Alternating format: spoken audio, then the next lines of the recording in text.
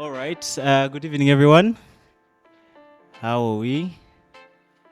Good. My name is Jonathan. Some people call me Jab. It's good to see you guys. Thank you for keeping time. Guys, people came here 2 hours early. So, well done, Jordan. We're going to start with a few introductions, and then we'll keep reintroducing ourselves as the people come in. I think it's really important for us to just to share what we do, where we're from, and Derek and Francis, please, you're welcome. Come in. Just kindly identify with the nearest microphone to you. We're going to start with the gentleman here, and then we go round. Okay. Nice meeting you all. I'm called Geoffrey. I'm a photographer, tutor. As well, I'm trying to grow a brand called Story by Pictures. Hello, Sechwano Gideon, aka Slomo. I'm a dance artist and an interior designer. Right. So, please.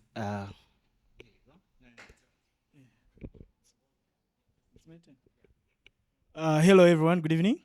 My name is Felix Biarhanga. I'm from Skyline Media. We are a creative agency. And then also I run a brand called the Tribe UG. Pretty much what we do under the Tribe UG is create content, podcasts, TV shows, and things like that. Hi everyone, I'm Laruni Diana Mary. Mary D is my art name, and I'm a visual artist. Hi everyone. Hi. Imi.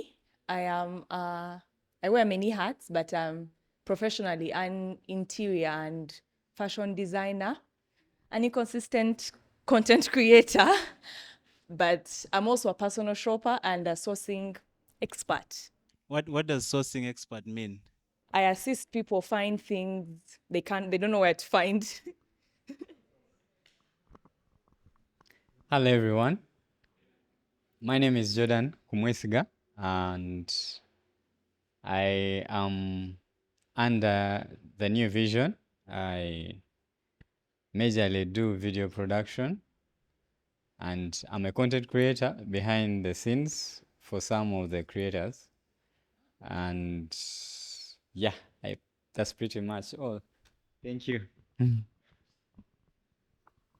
Hi everyone, my name is Barbara and I'm from GZK. GZK, the banner is right behind us. We can see what it does. Barbara, how do you say it? GZK in full. It's just GZK because people usually say it wrongly. Hi everyone, my name is Rachel. I work with GZK as well. Hi, I'm Anna. I'm the intern at GZK, and you pronounce it Goethe-Zentrum, actually. Could you say that louder for everyone to hear? It's the Goethe-Zentrum, if you want to repeat it. Everyone. There you go. My neighbor said she'll repeat it for us when her turn comes. Hello everyone. Derek Magezi is my name. I'm not very different from Imi. I wear many hats. But here today, I'm a photographer, documentary photographer. Yeah. Good evening, everyone. My name is Francis, and I work with an agency called Fireworks. I lead the advertising team, and I'm in a band, and I lead the band. Yeah. What's the name of the band? The band is called Akadope. Yeah. Akadope.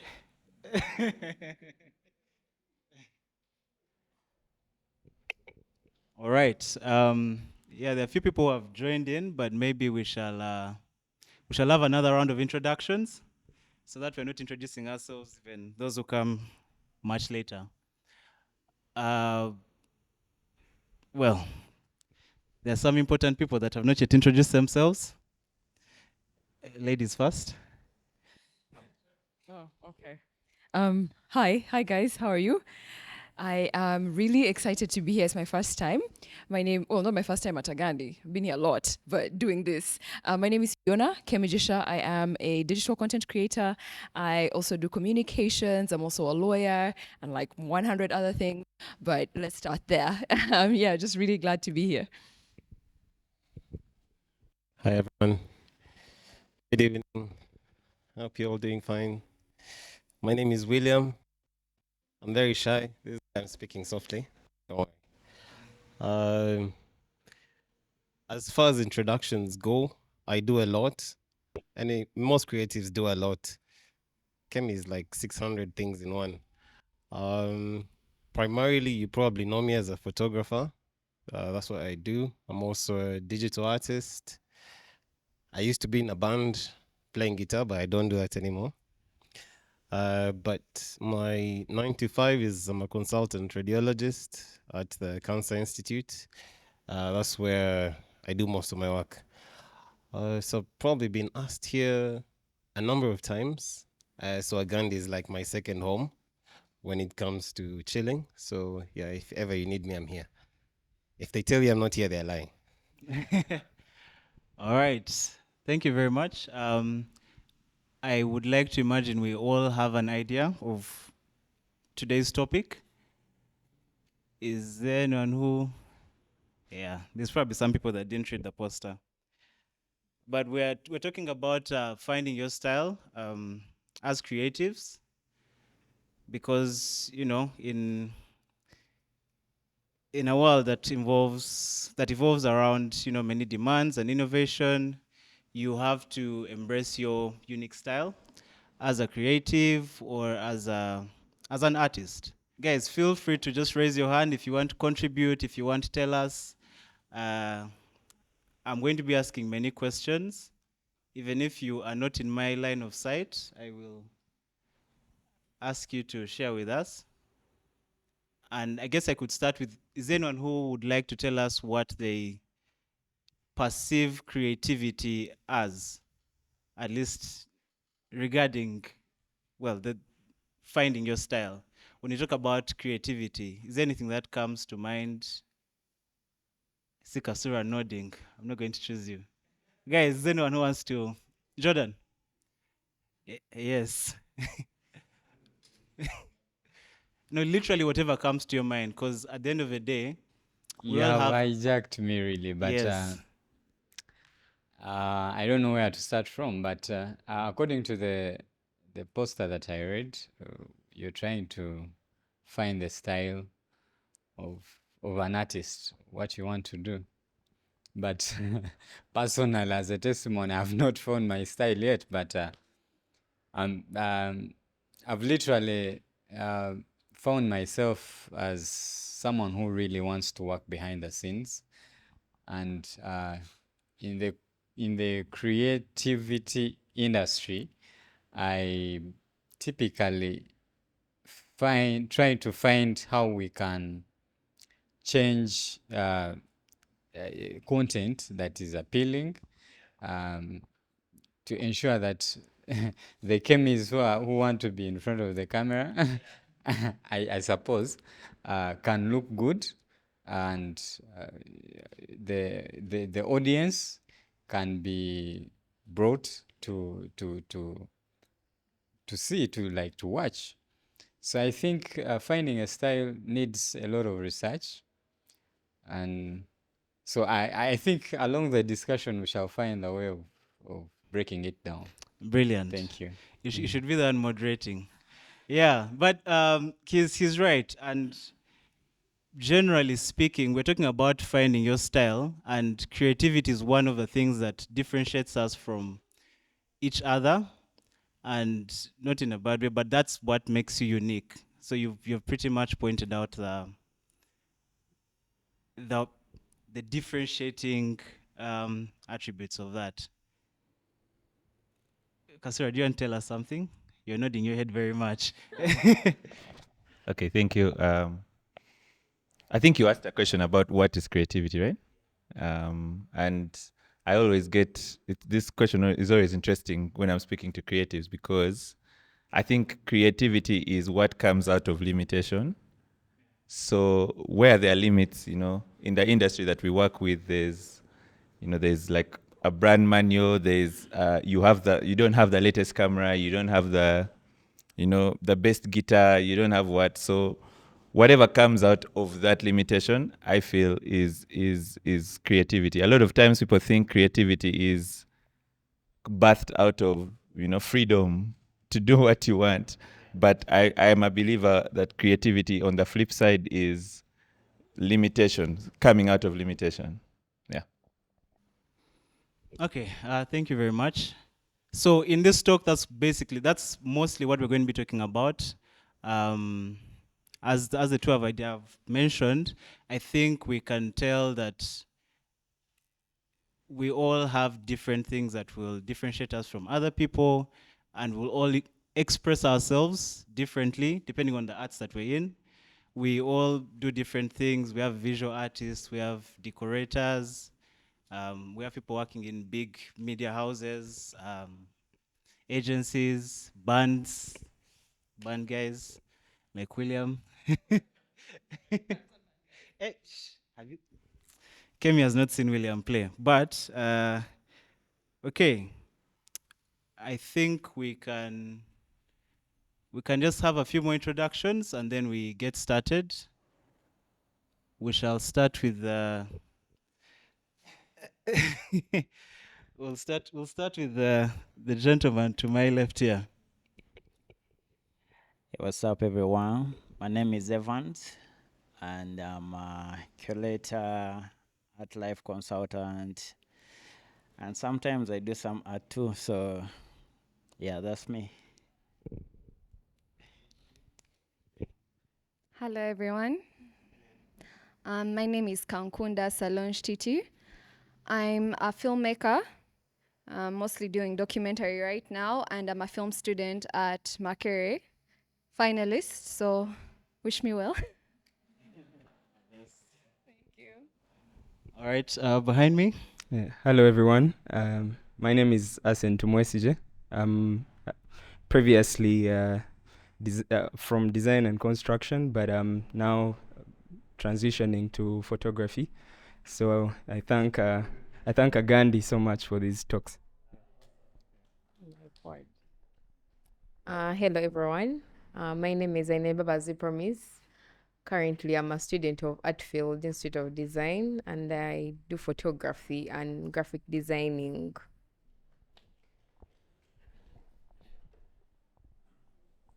So, hello everyone. I'm Tetui David. I'm a student at Artfield, passionate about photography, and I'm a graphics designer.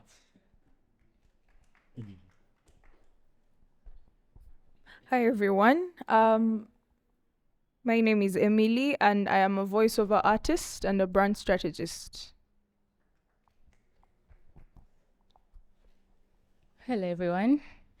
My name is Precious. I am a computer science student at UCU, but I also do UI and UX design and development. What does UI and UX, what do those mean? User interface and user experience. Hi, Elizabeth Chinji. I'm just a Miyamoto. I eat food. I sleep. Sorry. Besides that, I am a Christian. That's my lens through which I do creative work. I'm a decorator, an interior designer, and an outgoing personal shopper. Yeah. Hi everyone. My name is Victoria Achom. I'm a writer and a marketer. And I'm Elizabeth's sister. All right, thank you very much. So guys, I think we get straight into it. I'm going to start by There's someone who hasn't yet introduced herself. Hi everyone, I'm Mercy. I'm a creative, I'm a photographer, I'm an aspiring cinematographer.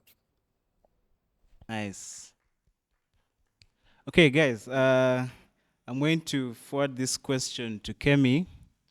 And the question is, so Jordan said he hasn't yet figured out exactly, what makes him unique or his style. But do you think it is necessary for someone to have a style in their creativity? Okay, so I'll just start with what it means to me. When you ask that question, I was also thinking about what does it mean to have a creative style. For me, creativity really is about communication, among other things, about many things, but I think communication. We all have these different mediums that we work through to communicate certain things. And it doesn't have to even be very deep stuff. Maybe you just want to communicate jokes. Maybe you just want to communicate, I don't know, anything. But I think it has a lot to do with having a clear something that you're communicating with people, that between self, the creator, and the audience, whoever it is that you're trying to reach, there's a language that you're speaking through this creative medium. So is it important to have a style? Yeah, it is. I feel like having a style is something that helps you, first of all, sort of set yourself apart. Should I say, okay, in all the spaces we work in, there are many people doing what we do, right? There's nothing new under the sun. There are a million photographers, a million videographers, a million social media creators, a million everything. All right, guys, is there anyone who wants to add or share a different perspective to? Okay. Okay. My opinion on having a style that applies, I think, for both video and photography. I don't know if you're focusing on photography. No. Literally anything, whether it's being a voice artist or decorator or. Okay, so I think it's important to have a style so that your target audience has something they will recognize in like all works. So if you watch Tarantino film, you can tell from the fonts and the edit and the dialogue that this is Tarantino. You know, you'll be watching a movie and you'll just say, I bet Tarantino directed this. Or you'll see the lines and the colors in Wes Anderson's work and you'll be like, oh, this is Wes Anderson. So I think it tells you apart from everyone. And also, you know, like people are always doing that thing of quote unquote copying or stealing your style. But if your audience knows your style, then they will recognize your work. And even if someone tries to duplicate your work, people will recognize what is like your aesthetic. And we all have like an aesthetic, like we all have a way our perception of things that are interesting. So your style tells you apart from other people doing what you do. Awesome. Anyone else? All right, let's hear from William. Okay. A style, I think what the issue is probably is so the question is, how important is it for you to have a style? It's very important, but it also shouldn't be that you're pressured to have a style right from the get-go. I think maybe the challenge comes just starting out and you see the work of Tarantino, Wes Anderson, but you're just in film school and you're like, damn, I have to get my style right now. I have to stand out. I have to be the best at this thing.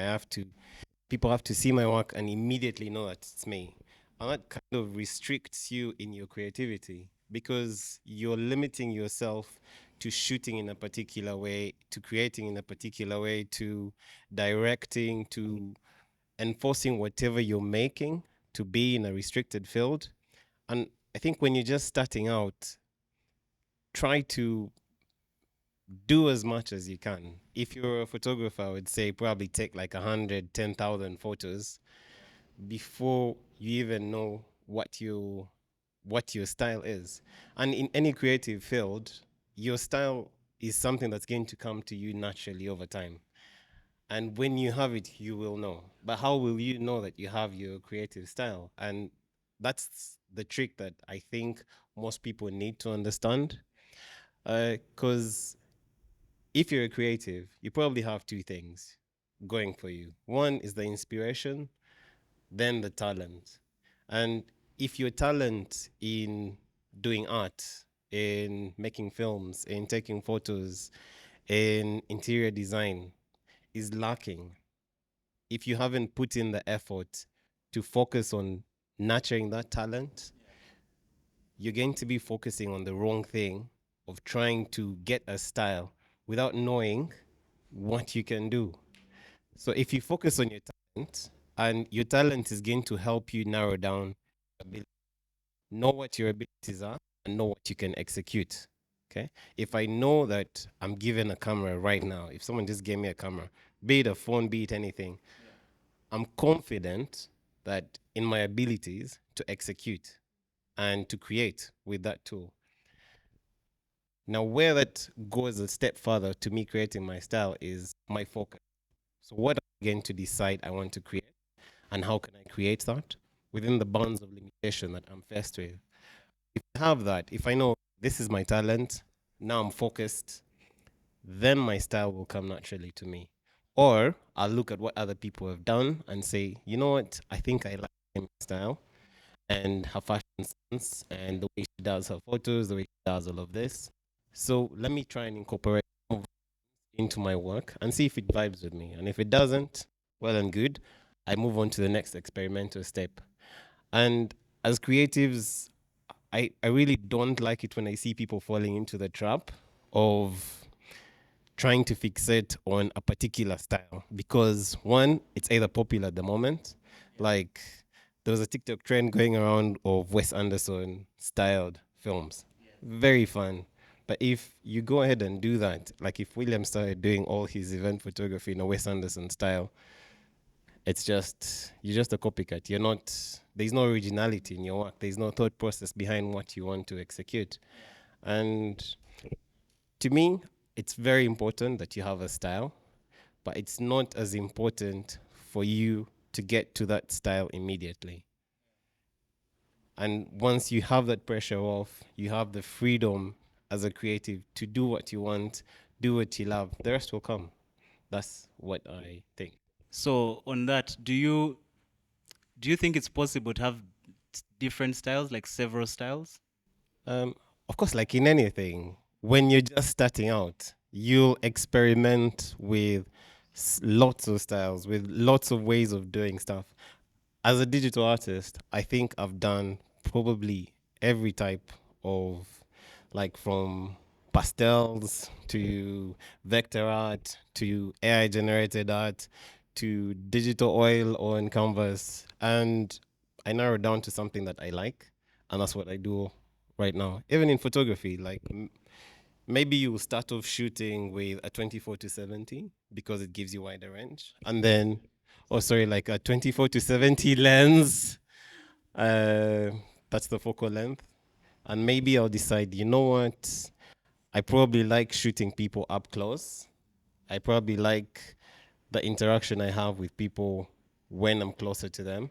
So I'll say, maybe let me change to using a 50mm lens. But I'll only get to that after I've shot maybe 100 people or 100,000 people or 10,000s of people. And of course, right now, if you ask me to shoot in another style, I'll probably do it because I've already done it. I've gone through that phase in my creative career or progress where I have experimented with various styles. And it's not wrong. Like, it's okay to go to a concert and shoot it like, let me say, Daniel Makag. And you're shot in that style where you have vibrant shadows, you have very neutral blacks, and it looks good. And then you go to another concert and you shoot in a very different style.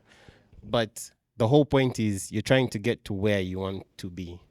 And so it's okay as a creative to have Yeah, so according to you, that's part of the process of, yeah. And I don't think we should shy away from it. And no one is going to call you out for it. Yeah. they do it wrong. So let's hear from the Miyamoto Liz. She wanted to tell us something about the question that I asked earlier. Yes. What you said? Eh? Okay, Evans. I'd asked William a question if it's possible to have different styles. And in his introduction, he had very many things that he said that he does. I don't know if you guys heard. He can repeat for us, but do you think it is possible, according to you, do you think it's possible to have different styles, and what's your experience in that? Thank you. I think when I'm speaking, I will speak from the field that I've been familiar with. That is visual arts. I've worked with them here. Okay. I've worked with them for a while. So, but then it applies to every medium, photography, film, whatever you do, yeah? So the thing is, right now the market is a little bit circulated. Like there's a lot that is being done. And one thing that you should know is there's nothing that you're going to do right now that has never been done. You know? So give your work like a little bit of an identity, you know? Like if I look at Jab's work, I can know this is Jab, you know, like you need to give it an identity. But right now, if you're choosing, if you're trying to waste your time, you're trying to get a style or what, no, all you have to do is just discover where your strength is and say, for example, if you're an artist, you can say, me, landscapes, I'm bad. Like nature, I'm bad. Like portraits, all that, you know, but so, yeah, but but what I mean is that you can't do these other things, but you know where your strength is, and you can focus on that, but then you can still do these other things.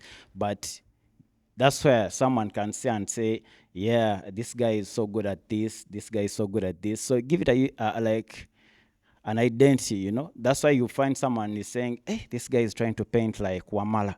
This guy is trying to paint like, you know, like that's why if you keep in that, you will never find your style. Like all you just need, give it a little bit of an identity. I'll give you an example of some guy I've worked with before, Said. I don't know whether some of you guys know him, but yeah. Said, what he does, like, you know, everyone can do it, but all he did is just add contours to his work, and that's his identity. You know, that's it. So you just need to have a little bit of an identity, and that will become your style. Yeah. All right. So Kemi, I have. Okay, sure. Just say something. Just to add on to what he said, Team Elizabeth, same. Yes. So to add on to what William said, I fully believe, like all things, of course, for artists, there is, creatives, there are creatives who are creatives by talent, but then I acknowledge, having been in design school, I acknowledge that there are people that are creatives by skill. So I think either way, you can be talented, but if you don't like develop your like style, or I feel like all things, even creating, whatever you do, you have to put in the 10,000 hours.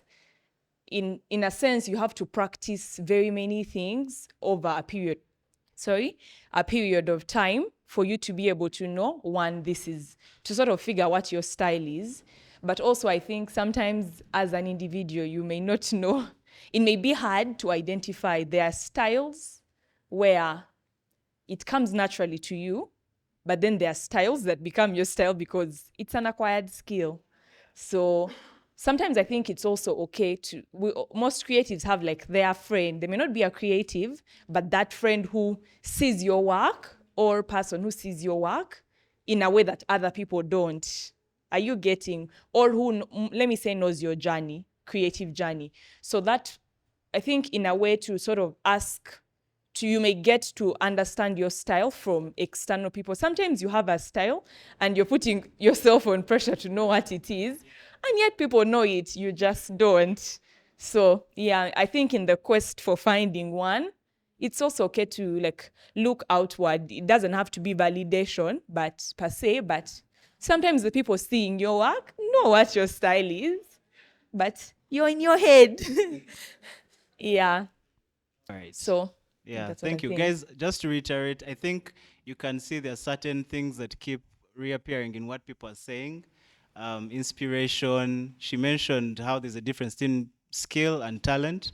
So you might be talented, but if you nurture that skill, yeah, just the talent is not enough. So you can nurture the skill, and in that, back to what William said, you'll be able to identify.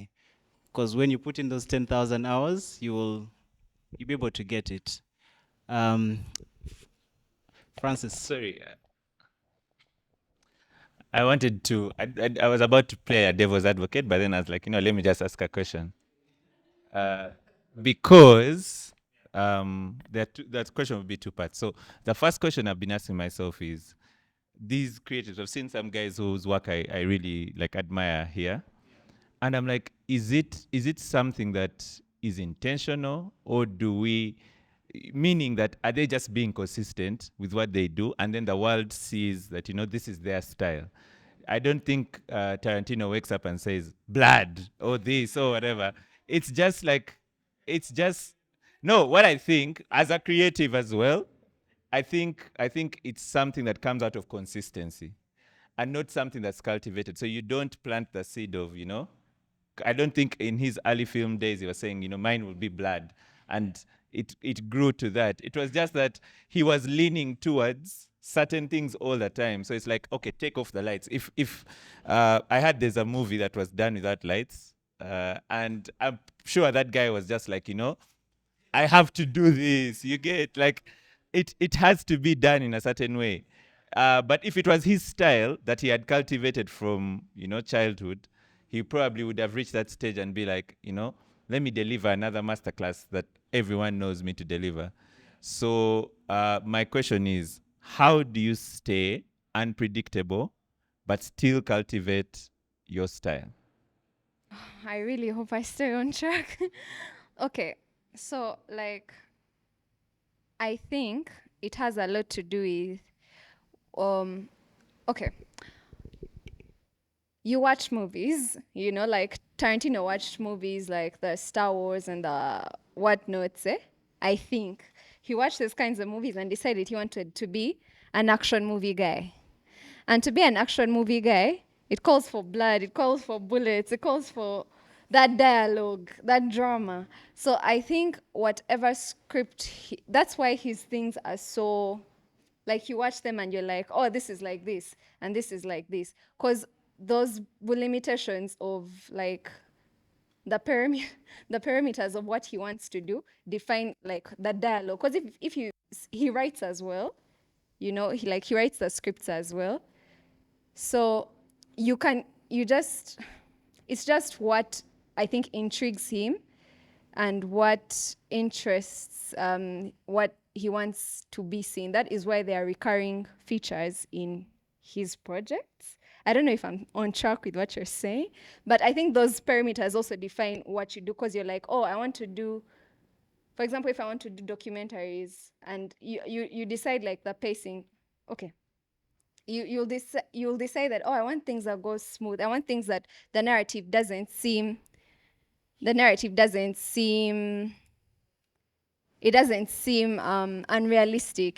I want stories that sound authentic and not generic. And then those ideas that you have decide like the projects you want to be a part of and how you want to do your thing. I hope I'm somewhere. Francis wanted to respond. No, okay, yeah, that was I had two questions. So in terms of what you're saying, I guess the answer would be that I think it's something that's cultivated over a period of time. So it's consistency more than something that you say every movie I do must have blood, must do this. So it's something that just comes naturally. and you find yourself as a creative, I guess, if you do stuff over and over again, you'll be leaning naturally towards certain things. Yeah. Can I just within can I posit something? Because if I say that, or rather, if you say that creatives just settle for a particular set of things and say, if I'm shooting, I need X, Y, Z, B, you lose your creativity, because then you just become a reproducer, right?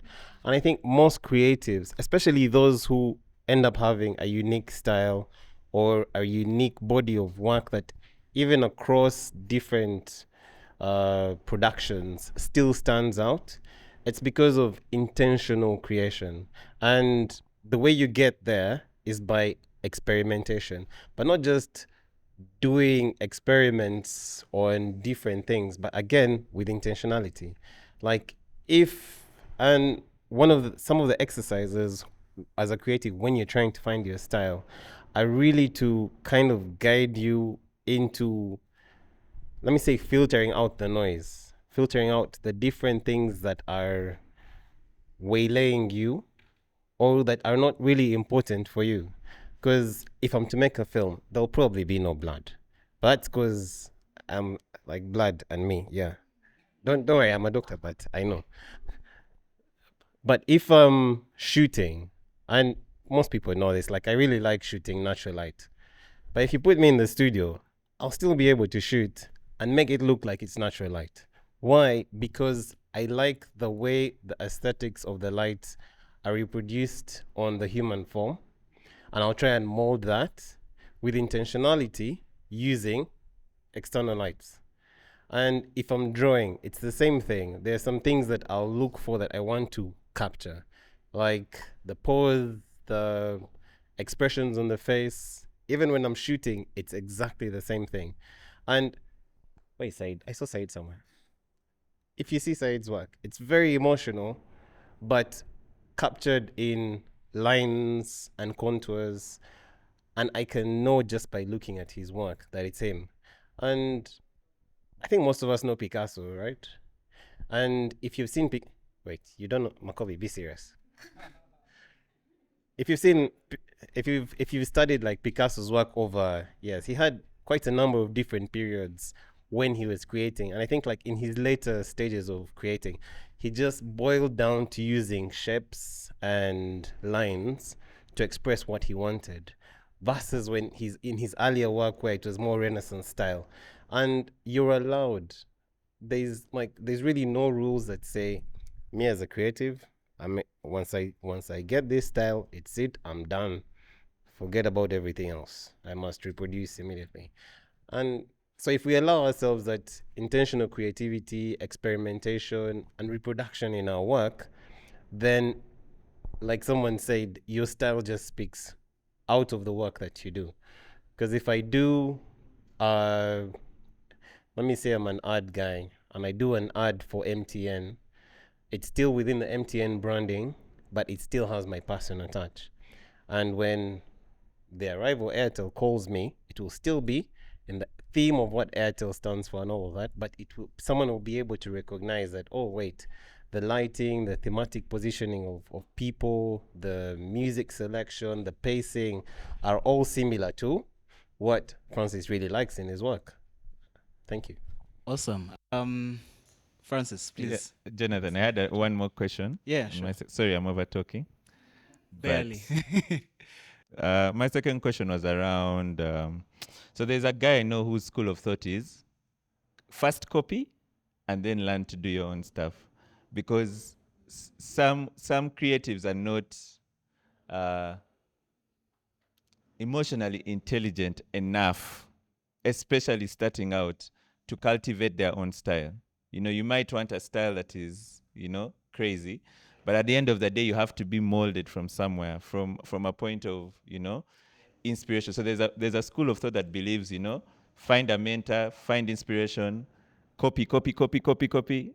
And now, when you've understood the basics and the rules, then you can fly. I don't know what you guys have to say about that. Kemi has some thoughts. Okay.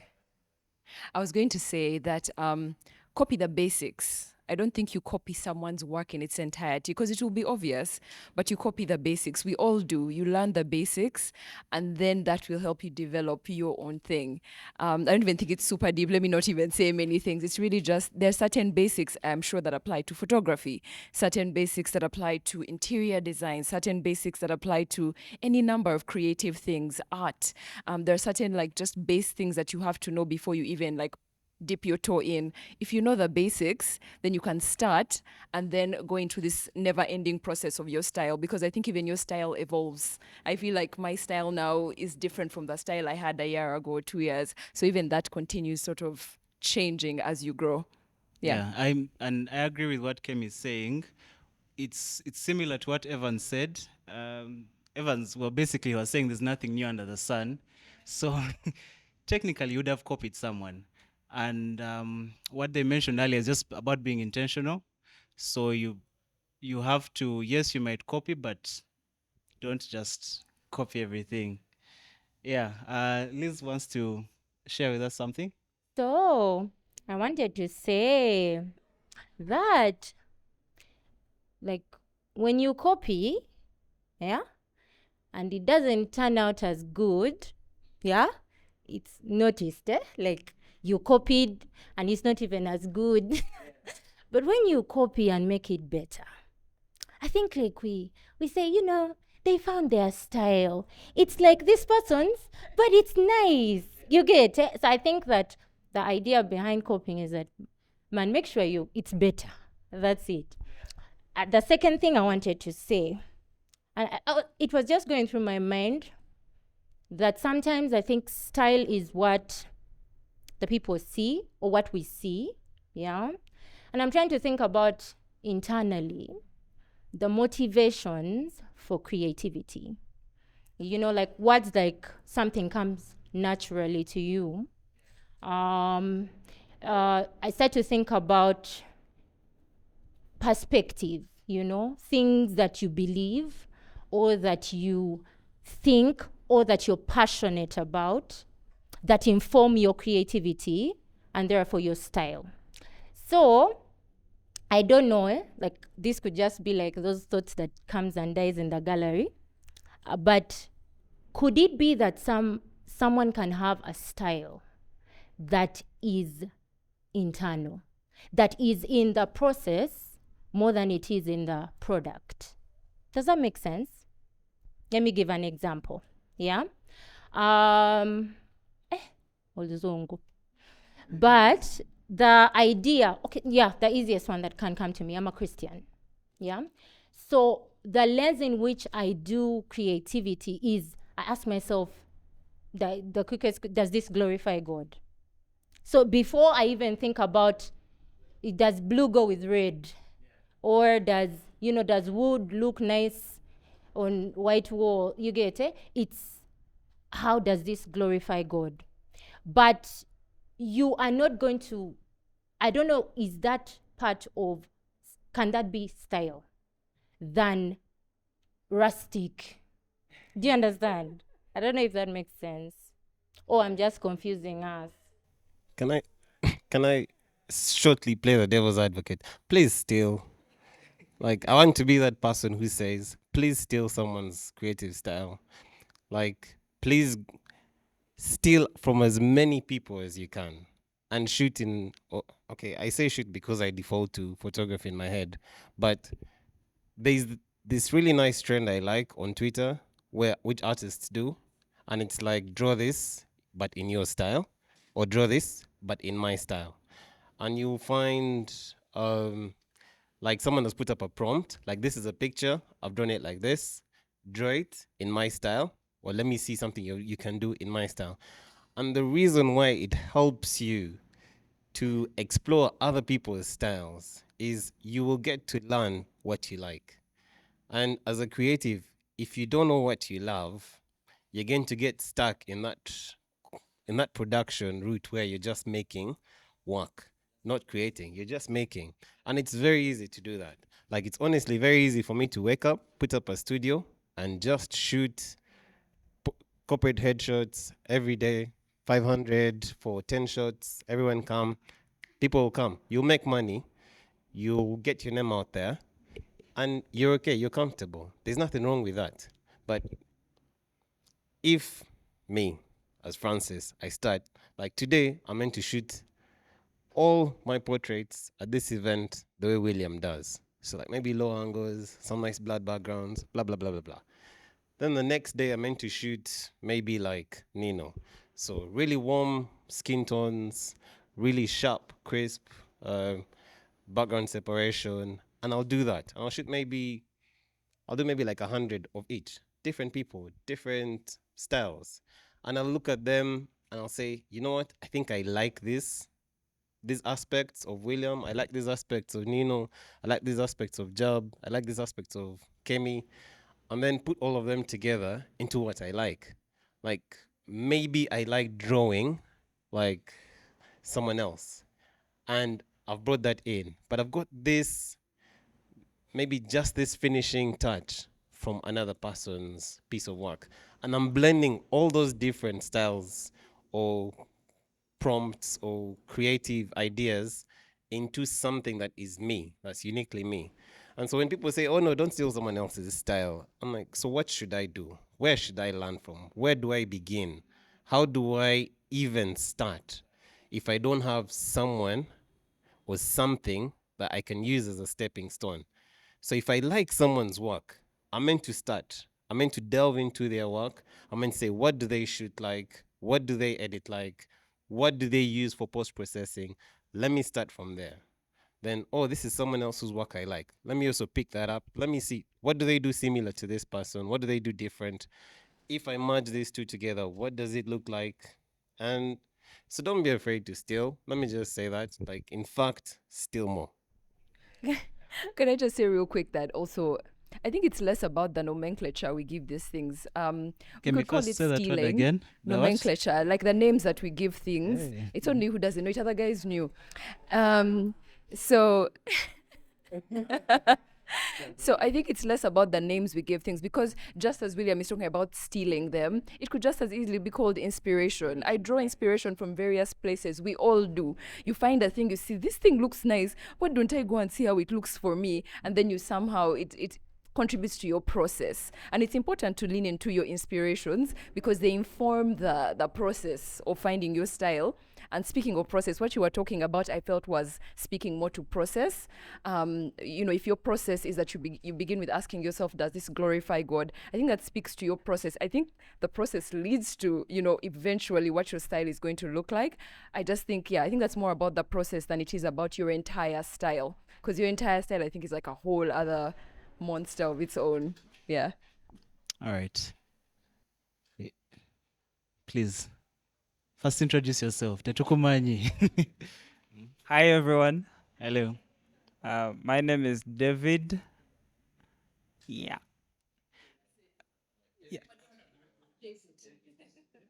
What do I do?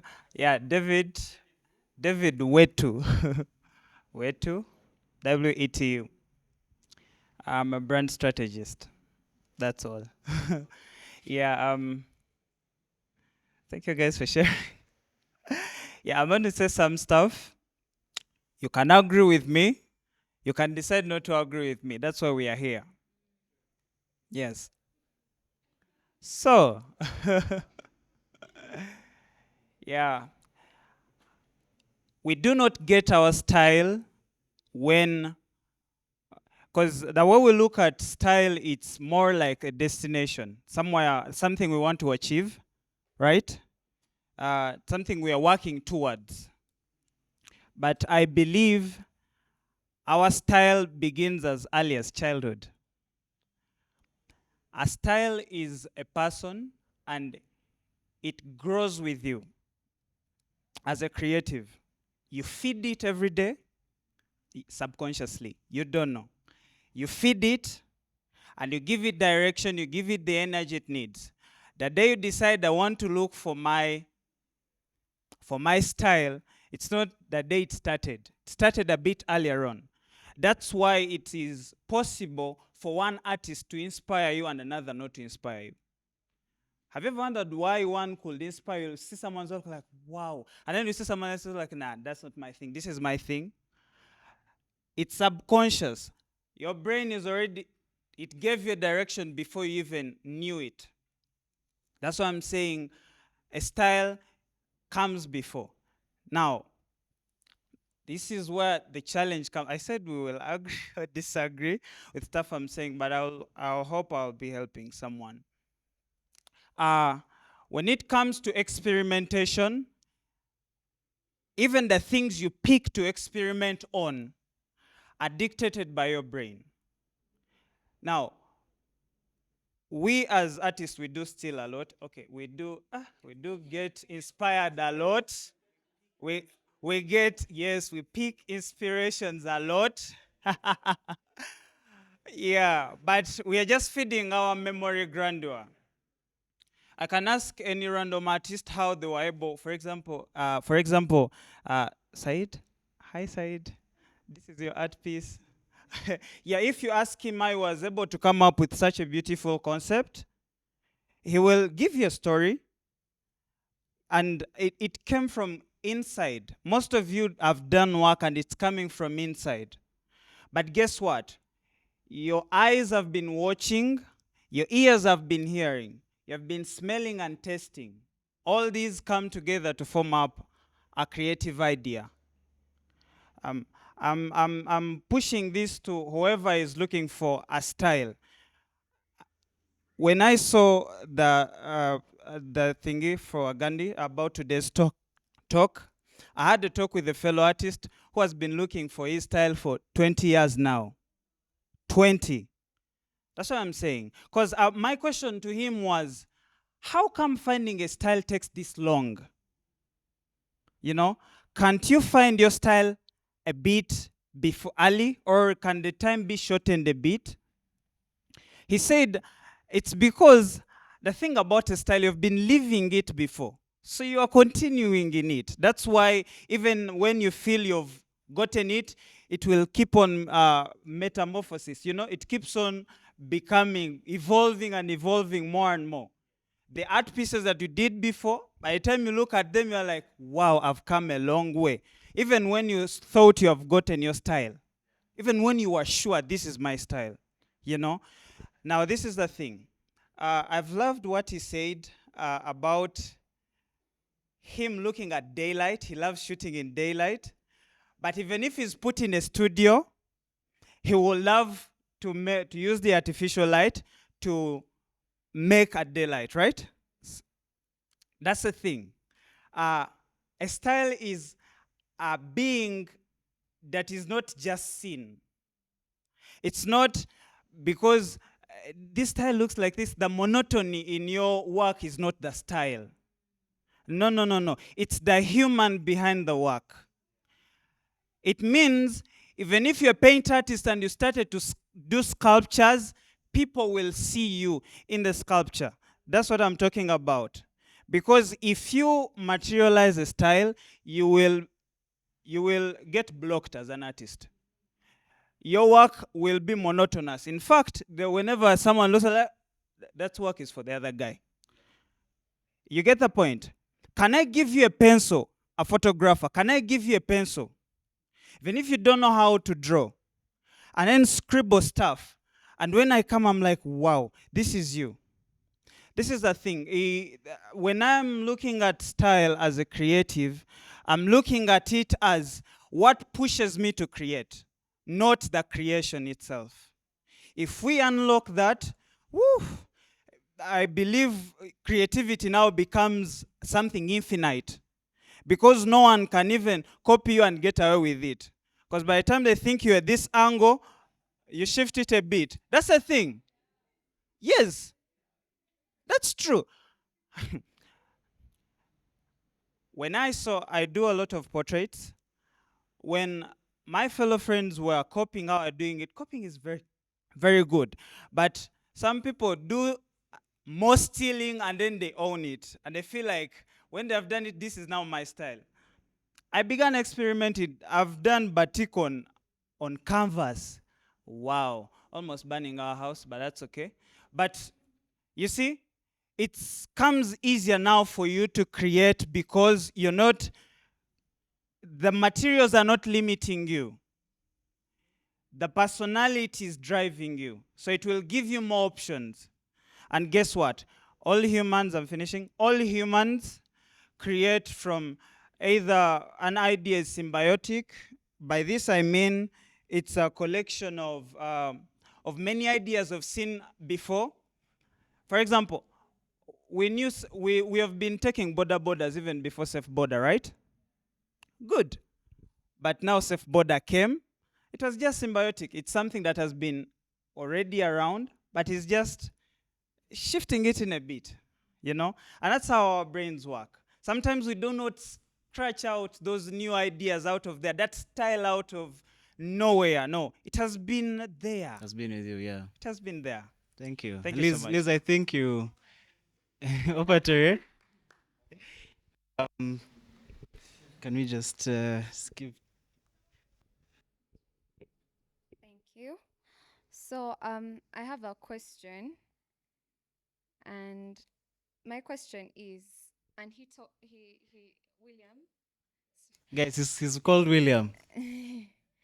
and he brought it up a bit when he talked about your style becoming a trend. Trends show up like even in photography, you know, like for example, some people back then did not appreciate having a lot of pictures with shadows. It was, you had to be picture perfect. Shadows like you don't exist. And it was a thing, and it became, it was a style that was picked up by so many photographers in that, I think in that time period. Like, you get. And then, like another new talent pops up, and now it's his look that, or for example, Said's contours will, contour, they are contouring different. And then everyone wants to do contours like Said. My point is, okay, not my point, my thought, because it's not a point unless everyone agrees. My thought is, what happens to your style when your style becomes a trend? Because you're not going to, there are some situations where you can't trademark a style. You can't say, y'all can't do this because I did it first. You can't control that. So when you're in that space of, you found your style, because I do agree with you. I'm sorry, I missed your name.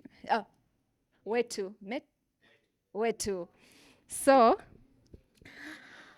where to say something about how your style is inborn, like from when you're little. That's why, like in the room, we're all dressed a type of way. We do our hair a type of way. Style is a part of your identity, and in what we do, you just bring out bits of you, the basics, and then you enhance things to like whether you're a photographer or videographer, you're like, oh, I love color, so I want color in my things. Oh, I love shadows, I want shadows in my things. Oh, I love fast dialogue, I want it like this. So it's part of you. And where was I going with this? Right. So so I was asking that you cannot trademark a thing, and now your style is picked up by everyone because it's the trendy thing that worked in this social media age. What do you do moving on? Yeah.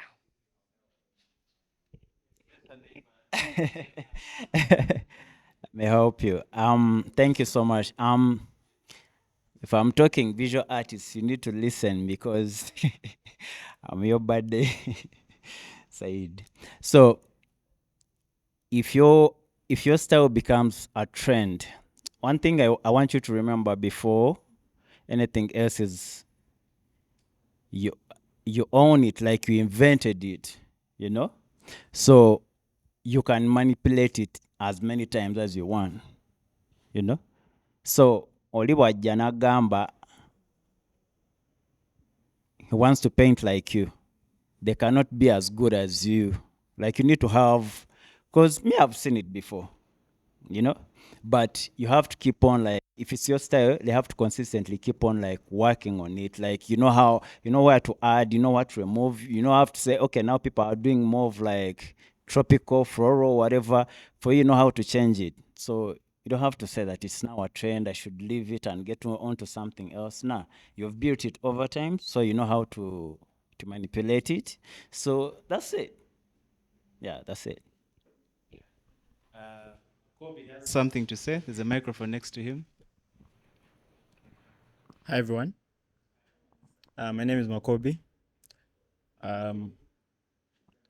Emmanuel. So, to answer, I didn't get your name. Huh? Solange. Okay. So, just to answer your question, I also want to ask you a question. To answer your question, are you a Rolex person? Like, do you like eating? Okay, so have you attempted to make a Rolex at home? Okay, if you attempted to make one at home, do you think it would taste as nice as? Yeah. So your answer is right there. It's because the other guy like does it like literally every single day of his. No, it's because he does it every day. So it becomes like second nature.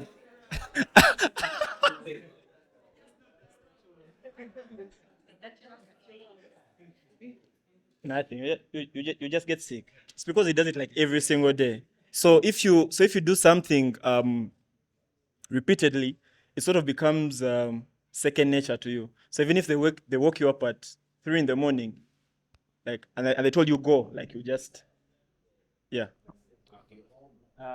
Kemi? Maybe what I wanted to contribute to what she said is I realize a lot of people are more in the art in a very specific way. I'm sort of weird, like social media and communications and moderation and stuff like that around public speaking. I think so. On social media, imitation is the highest form of flattery. If people are imitating you, you're doing the thing. So it's actually a good thing when people are imitating you on social media. That said, even when people imitate you, and they could imitate you really, really well and be dope and get the views, nini, but the originator is always special. Whether it's an audio you originated or I don't know if this will be someone familiar. There's a creator called Joy Candy. She has a very specific way she does her videos, like quick cuts. She has those quick cuts, and this is the way her light is. And I've seen people try to imitate it, and they imitate it quite well, but no one is Joy Candy. It reminds me of something I either read or heard somewhere, which is why I don't like the word market saturation. We're actually talking a little bit about it because it gives the idea that you don't have space, which I don't think is the case. We could be a million photographers, but there is a space for each and every one of us because no one can do what you do the way you do it. No one does what William does precisely the way William does. They can try and they can do it well. Okay, your boy.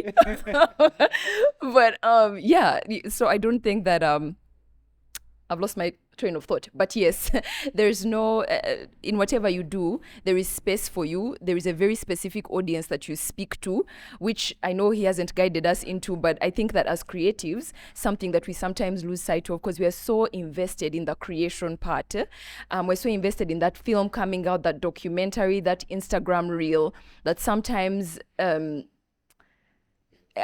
we forget or we are less concerned about who we are targeting. And I know that comes like, sometimes it makes us feel like, oh my God, now am I too commercial, whatever, but we're trying to also make money, right? Yeah. Unless you just want to have a really expensive hobby. So you need to, so I say that from a place of also knowing when I've been in that space. So I feel like even this conversation about creating a style is so important because you're trying to stand out so that you can identify your audience in a very specific way.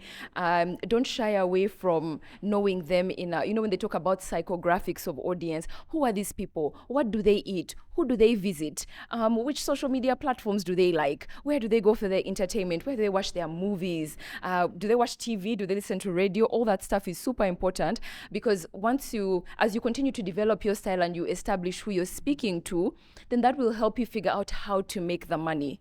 Because, man, we are creating, but yes, also money. Thank you so much, all of you guys. It really helped me have an understanding on that.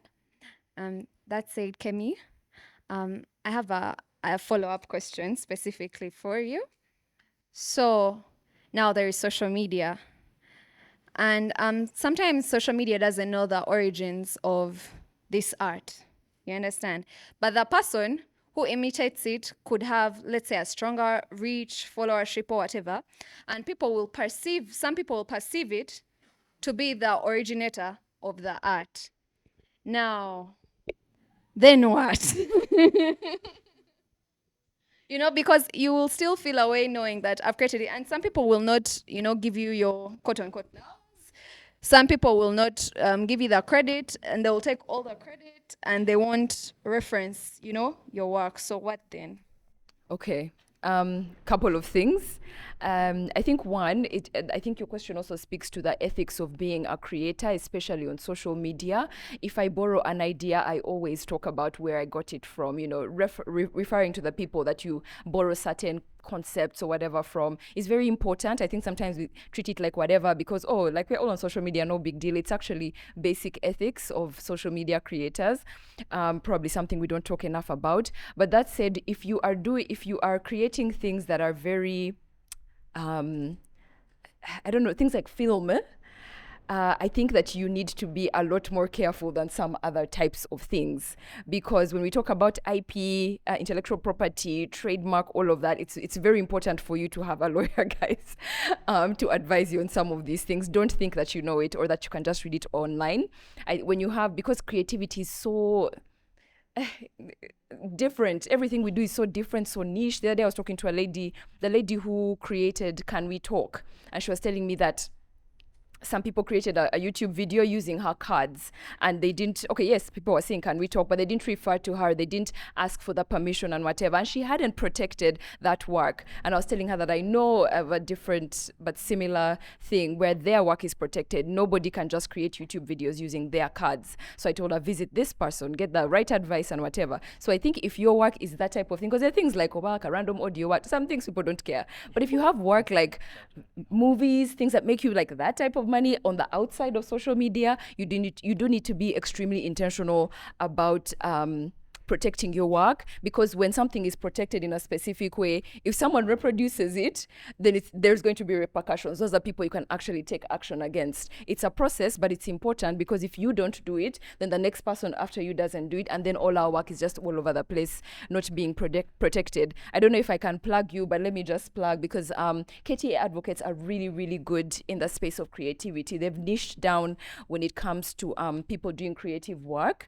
So definitely, if you can reach out to them when it comes to film or whatever, and they'll advise you on how to protect your work in this context. In Uganda, one of the things I'm very passionate about is context appropriate stuff, because a lot of the stuff online, YouTube, where is going to give you advice that's not appropriate for Ugandan context. Our laws are very niche to here, very specific. So if you want to protect your work in our context, or know which type of places maybe there's an association you need to be attached to that will help you, then get the right lawyer to help you protect your work.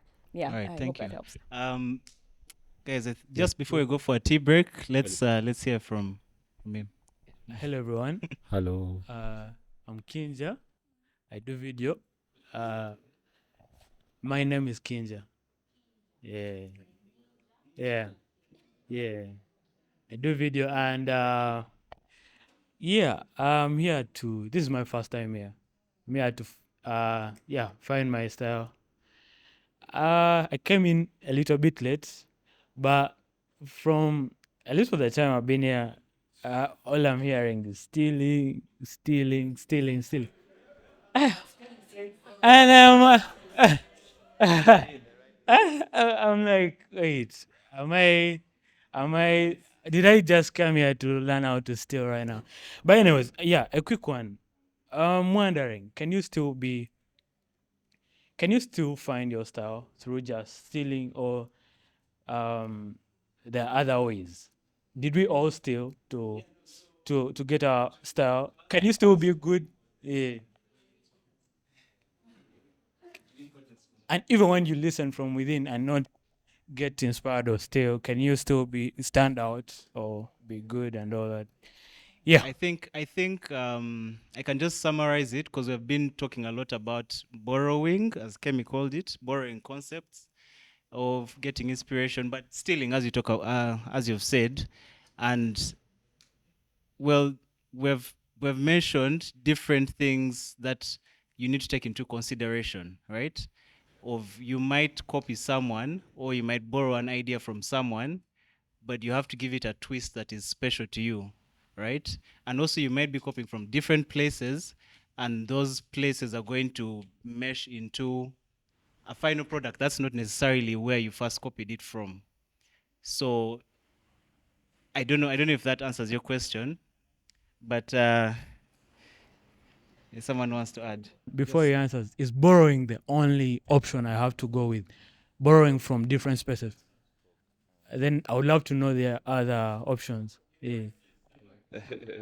Hey, hello. Good evening.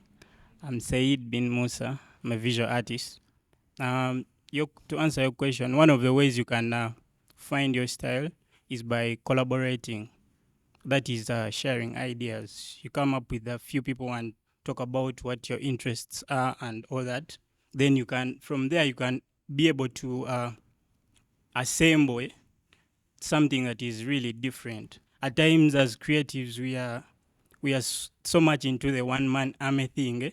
You want to create everything, and so you lose yourself in the process. So, but with collaborating with other creatives, then you can be able to, find something and create Yeah. something beautiful. Okay, so Kemi, you've mentioned you wear so many hats. She's also a lawyer. But in the many things you do, have you found your style? Would you say you found your style? What would you say? Oh, whoa, I'm on the spot there. So have I found my style? Sorry, let me add to that. Have you found your style, and how did you? If yes, how did you narrow down to that? If no, chechiganye. Yeah. Okay. So have I found my style? The answer is yes, and I am continuing to do so. I'm very big on the evolution thing because I really do continue to evolve. We all do. One thing about, I love when, where did he go, David? No, I know, but when I didn't see him there, I got confused. Okay, well, but when David was talking about style is more of the human as opposed to anything else, I love that because when I think about the different things that I do, whether I'm moderating or being a co-host on our show or the different things, my style is the thread that runs through them. It's the me that comes out in all of those things.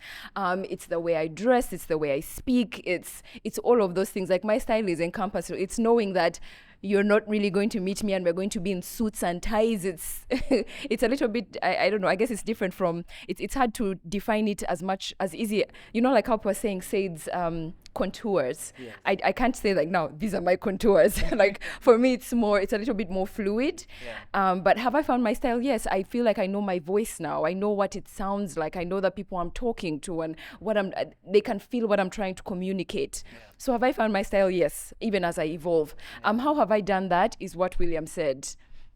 Continuously experimenting. I hate that I got hacked and people can't see where I started from on Instagram, because where I started from was very different from where I am now. It's the continuous experimenting. It's, oh, okay, I'm going to do hair, but also I'm going to do hair like this, but also I'm going to try this thing, but also maybe what if I MC at this thing? What if I talk to people here? It's the continuous experimenting intentionally, so you need to know where you're going, not just kind of trying anything for the sake of trying, but setting it as a goal, like I want to experiment with X. Let me give it a shot in this season. For this time, I'm going to really reach out and see, are people looking for people to do moderation, and what type of moderation? Do I fit in formal spaces or informal spaces? Yeah. So the continuous experimenting for me, I think, has been the biggest tool. Probably a couple of others are not coming to me immediately, but it's the continuous trying, and I think not being afraid to challenge myself in spaces that I was uncomfortable in. Yeah. I'm sure you hear it all the time, be uncomfortable with discomfort. That's jazz, but it's true. If you can put yourself in some uncomfortable places, it will help you figure out the ones that you love, the ones that you care about. That discomfort may surprise you. It may become a place that you actually find real connection in. Even as you're talking about collaboration, wow, what a way to find your style, because I didn't know that we would be co-hosting a talk show one day, but we did. But then one day we talked about it and we said, okay, what if we just try? What's the worst that can happen? And so then we did it, and now we are still doing it. So I think collaboration is also now another really good tool that has helped me find this, this style that I am, just trying to have that thread that runs through all the different things that I do. Yeah. Okay, Liz, just to remind you, you had asked a question about that, and I think from the few things that Kemi has shared, David, they emphasize that part of, yes, it's possible for your style to come from, from within, right? William, tell us. Ironically, someone was asking me, what's the thing about William's pictures? Yeah, they were like, the guy took my photo one day, and what's the thing? They put me on the spot to explain. So, yeah, said it. Please, so tell us, have you, yeah, your styles, because this guy does many things. We say yes, what do you say? Have I found my style? Probably I've found what I like creating as, and for now that's enough for me. I know the things that I like to produce, and I know how I like to produce them, and it comes out in what I create. And the one compliment that I like getting is like, I saw this photo, there was no watermark, there was nothing, but I knew it was William who did this. And I'm like, oh, okay, that's good. But like Francis was saying, do I go out and create and I have this checklist in my head like this? Probably not. But I've really been shooting for a long time when it comes to photography. And when I tell people that if you want to do something and you want to be good at it, then you probably have to do it a lot of times, and you're going to fail a lot of times, and in those failings you're going to learn, and with that learning you're going to find out what you love, and if you know what you love, then you'll figure out how to do it, and repeatedly doing it and getting those results just comes from, again, constant experimentation with different tools. I meant to go back to what I said at the start. You have to be able to know your talent and know your abilities first. And for the longest time, I think I saw a lot of people who are really good at stuff and make it look easy. And because they make it look easy, you get deceived that, no, if this guy can do this, I can do it. That William just presses a button and goes to concerts, presses a button, he has a dope camera, big lens, he's not doing anything. And your camera takes nice pictures. Bruh. Please, I beg you, never say that to a photographer. It's so painful. What? But just coming back to that, and if you ask me how I got to where I am now, like with the style that I shoot and why I'm comfortable shooting like that, it's because I know my abilities and I know my skill set. Like I know exactly what tools I can use and I know how to use them.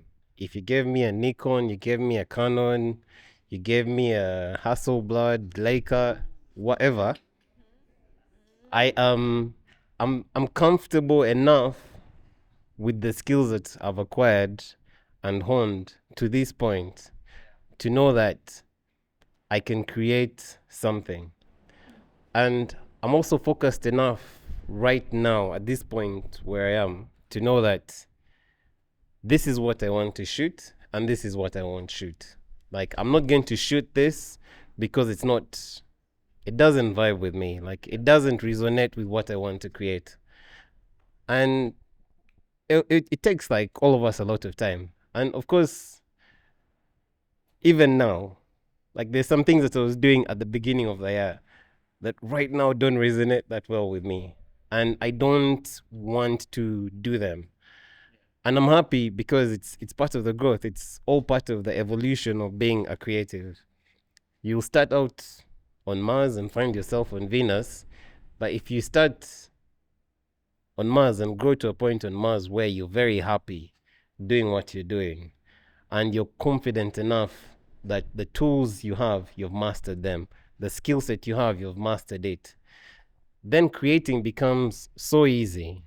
And speaking through your creation is what is your style. Like if I'm a dancer, like wait, slow-mo. If you guys have seen slow-mo dancing, he's so effortless. It's like he's not even trying. And I say that because he has mastered his craft. When you see guys like Messi playing, and someone put a clip up of Messi the other day, and he was just walking around. And they're like, what does this guy do? Because he's comfortable enough. He knows he's going to get the ball, and his artistry will shine through. And as a creative, most creatives that come to me and they're like, William, I want to learn how to do photography. And within like a week or 2 weeks, they're just done. Because in 2 weeks, all William has done is just, this is how the camera works. This is the triangle of exposure. This is aperture. I want to be shooting those things the way you shoot. First, like, take me there. But I think finding your style is through the journey of being a creative. And if you invest time and effort in that process of experimenting, or failing, of mastering your tools and honing your craft, it will come effortlessly. And I just wanted to say something about what Titi was saying is what she was asking. What happens when what you've been creating becomes trendy? When what you've been doing becomes good and everyone is like, let's jump on that bandwagon. And it's going to happen. Let me not lie to you. It's going to happen because if something is good, everyone will want it. Like someone told me, oh, I got hired by these people and they had a whole portfolio of your work. And they said, shoot like this. And so he came to me and I gave him some pointers and said, no, you can do this, do that. Because one, it's recognition of how good you are at what you're doing. That others would say, this is good work, this is what we want. And for something to become trendy, it has to be good fast. Bad work is not going to trend. It's going to disappear. So if you're making good work already, that's a bonus on you. Two, there's always going to be someone louder than you who may take credit for your work. They may do it. You may not even have any grounds to say anything. I remember when I started shooting, like there's so many pages like TikTok, Twitter, Instagram, that just take your work and put it on their page and you can't do anything. Like you go to the comments, man, just like at least credit me. You're begging, you're pleading. You're like, guys, please, at least tag me. And they'll leave you in dust. But they'll delete your comment. Wow, man, some guys. But like Makobi said, they won't be able to do it as well as you. There may be some people who'll even do it better than you. But it's you who created your craft up to that point. And it's only you who can evolve beyond that point. So if I'm an artist like Said and my work has reached this point, it's good. Everyone knows it. I'm meant to evolve to the next step and even more people will know it. Your audience is going to grow with you regardless of whether your work is trending or not. If you just keep at it and keep showing up, like just keep showing up. Instead of thinking, I need to be perfect, think, I need to progress. Because progression over perfection every day. Yeah. Yeah. William has been mentioning something about ability. Know your he's mentioned something about knowing your abilities and your strengths. I just wanted to ask, or maybe to find out, when you talk about that, are you also talking about us knowing our weaknesses? Because it's it's something that's not being mentioned, but I imagine we need to put that into consideration so that you know where your strengths are and where where your weaknesses are. So you take that into consideration when you're on that journey. I think like even when you're a kid, like your parents are always trying to focus on the good things that you can do. And no one really tells you when you're doing something bad. Or they'll just ignore it, or they'll like water it down. They'll say, no, don't do that, don't do that. But when you're doing something good, everyone is like, yes, please keep doing that. You're doing well. And so the bad things kind of get overshadowed. But when Francis is in a band, so he knows these things. When you're learning how to play an instrument, you can learn bad habits. And unlearning those bad habits is so difficult. Like when you first learn how to play the guitar, keying those instruments, keying the strings, like how to hold the chords, it's difficult. But if you learn how to do it the wrong way from the start, learning the right way is almost impossible. You have to unlearn all the wrongs that you've done. So, as a creative, it's important to know the things that you can't do well. Why? Because you can either improve on those things or you can pivot around them. Like if I know I'm not very good at shading, to create 3D volume renders just from a pencil and a pen, like they're the guy there, I'll say, okay, maybe that's not my strength. Fine. Let me look for what else I can do. Maybe my strength is in vector art. Let me go there. Let me focus my energy there. But if I think I'm good at something and I'm not good at it and no one is telling me, and how do you get to that point? Collaboration, open critique, peer review, like have people look at your work. Like come to Kemi and say, look, this is a podcast I did with 2 people, they're photographers. I was asking them questions, rate my work. Just look at it, give me some pointers, see what I can do. And Kemi will say, you know what, William? I like you, but you're not a podcast host. Like, just move on from that.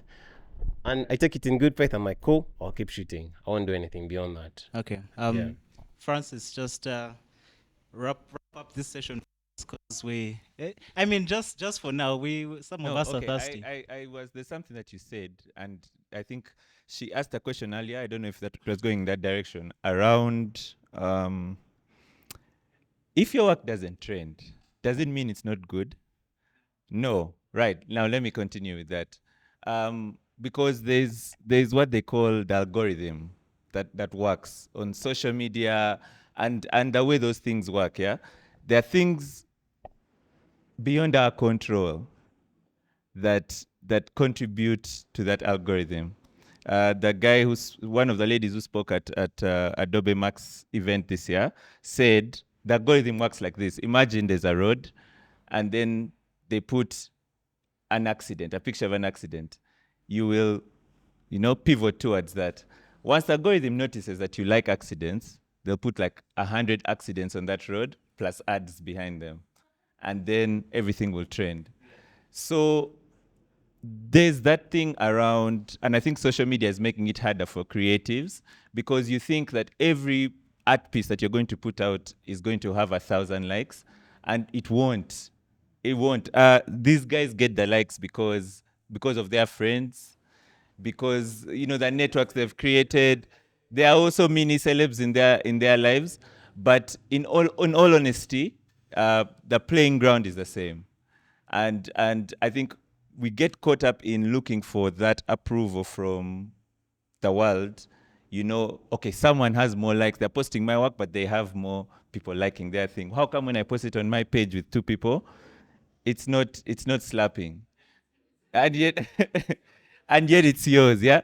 So the lady actually said that, like what this David was saying, that it's about the human in you. Like it's about humanity. It's not about the algorithm, because if you chase the algorithm, you will fail with everything that you're doing. So your style doesn't necessarily need validation.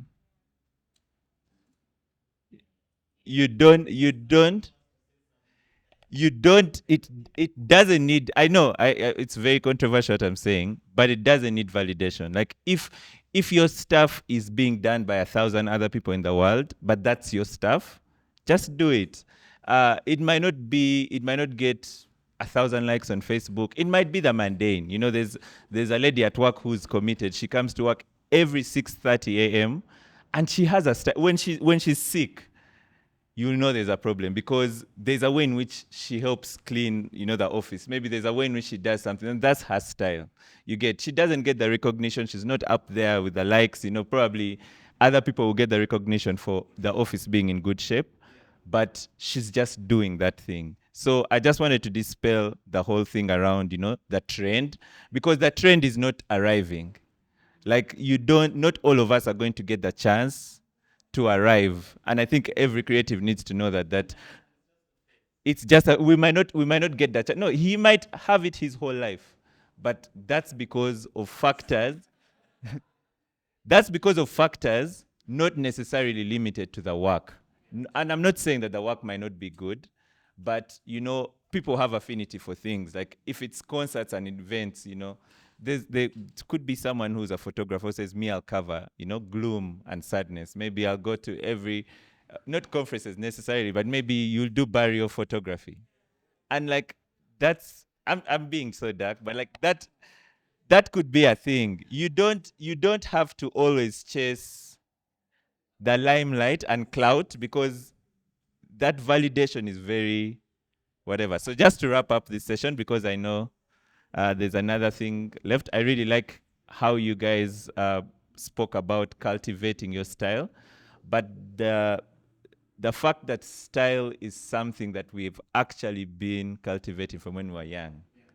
It's not something you're going to discover, you know, all of a sudden randomly. You're going to say, oh, no, I know my style. No, it's been there.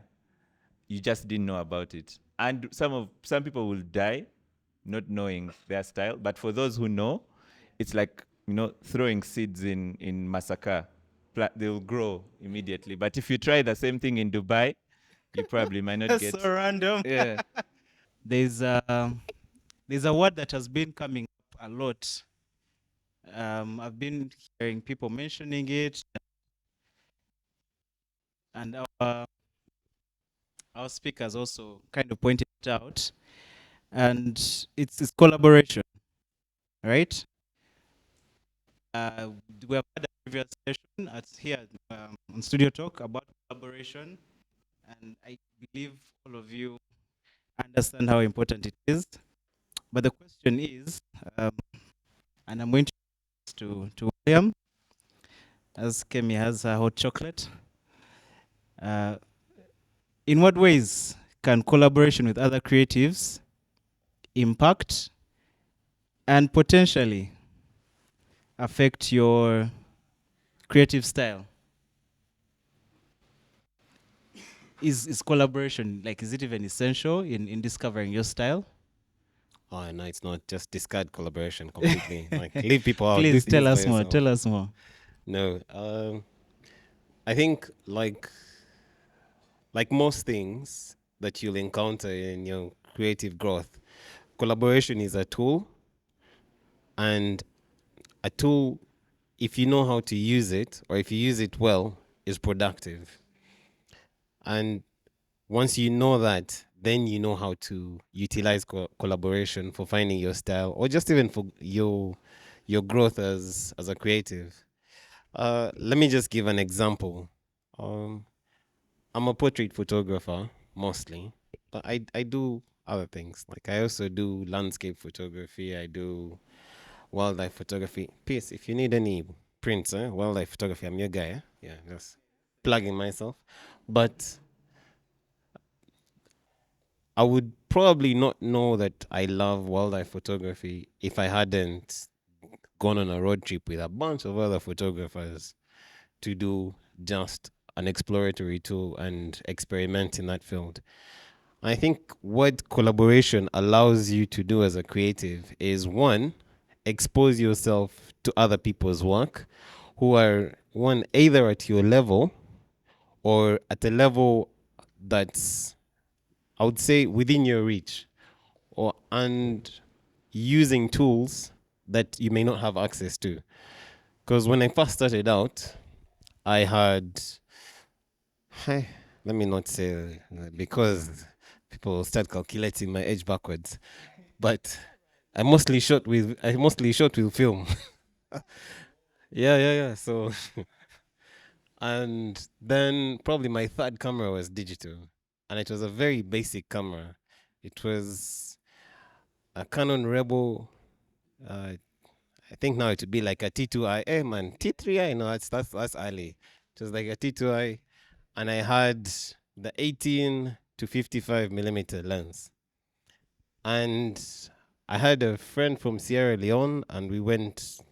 Those things was like, let's just do shoots. Let's just do for fun. And they had a 50 millimeter.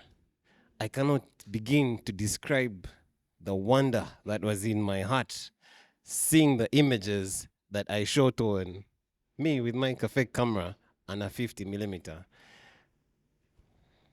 You guys, anyway.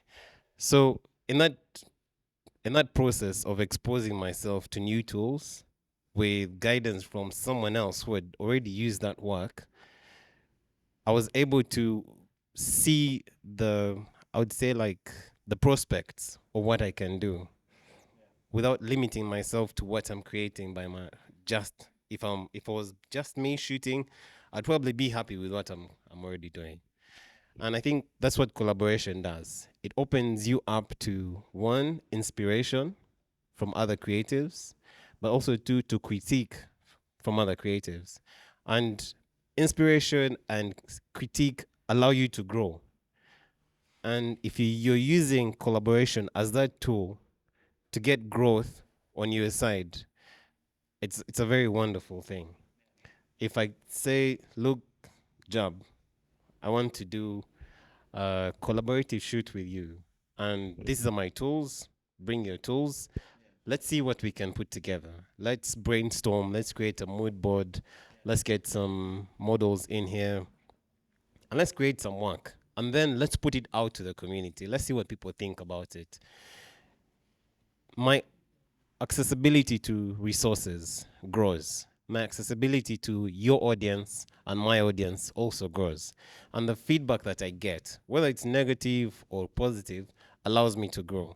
And if I'm growing, I'm getting better. And that's really what you want to do. And so for me, collaboration is very important if you're a creative. If I'm in a band and I'm the bassist, I can play that bass line so well. If I don't have someone on acoustic lead, someone on electric lead, and maybe like 3 or 2 voices to harmonize, bring all that together, I'm not in a band. I'm just a bass soloist. And there's also like jam sessions. Like, man, you guys should all be in bands. When you're in a band, or like when you just have a few friends, you get together and you just jam, you can create so much just by being inspired by what other people are doing. And that's why collaboration for me is important. Because if you know how to harness it as a tool, it really helps. Yeah. Thank you. All right.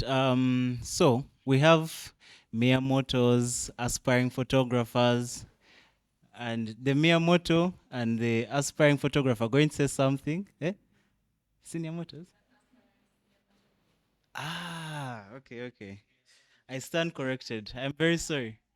But I'm going to ask the voice artist first.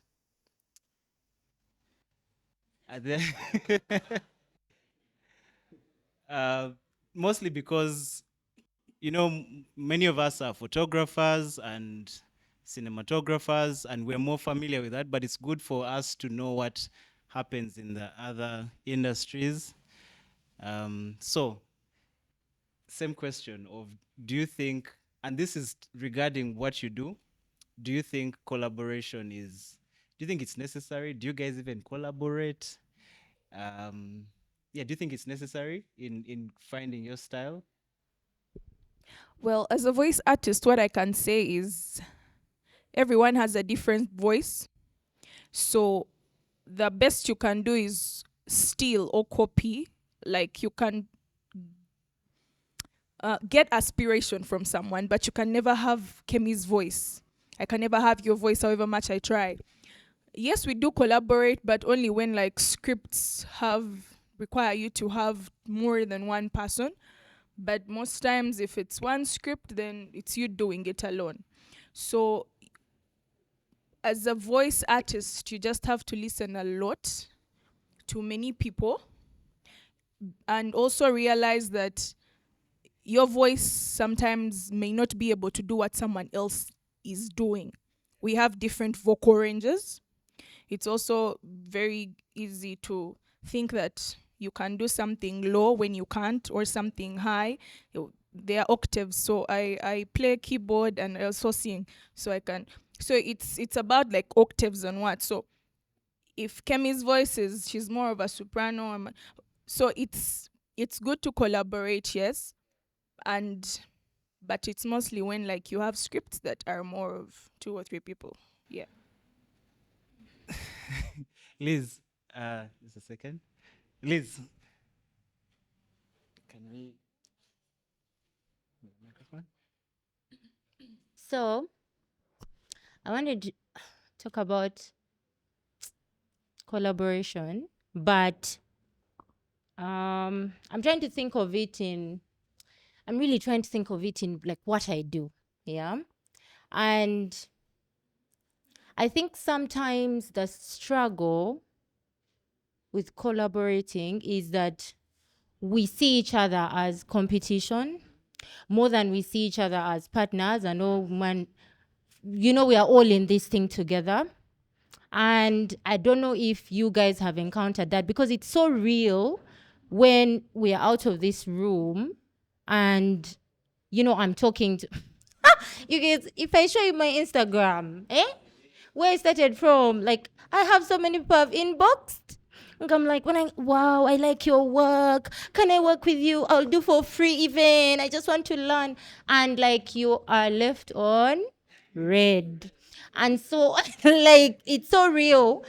It's so real. Anyway, there are people who should laugh slowly in this room.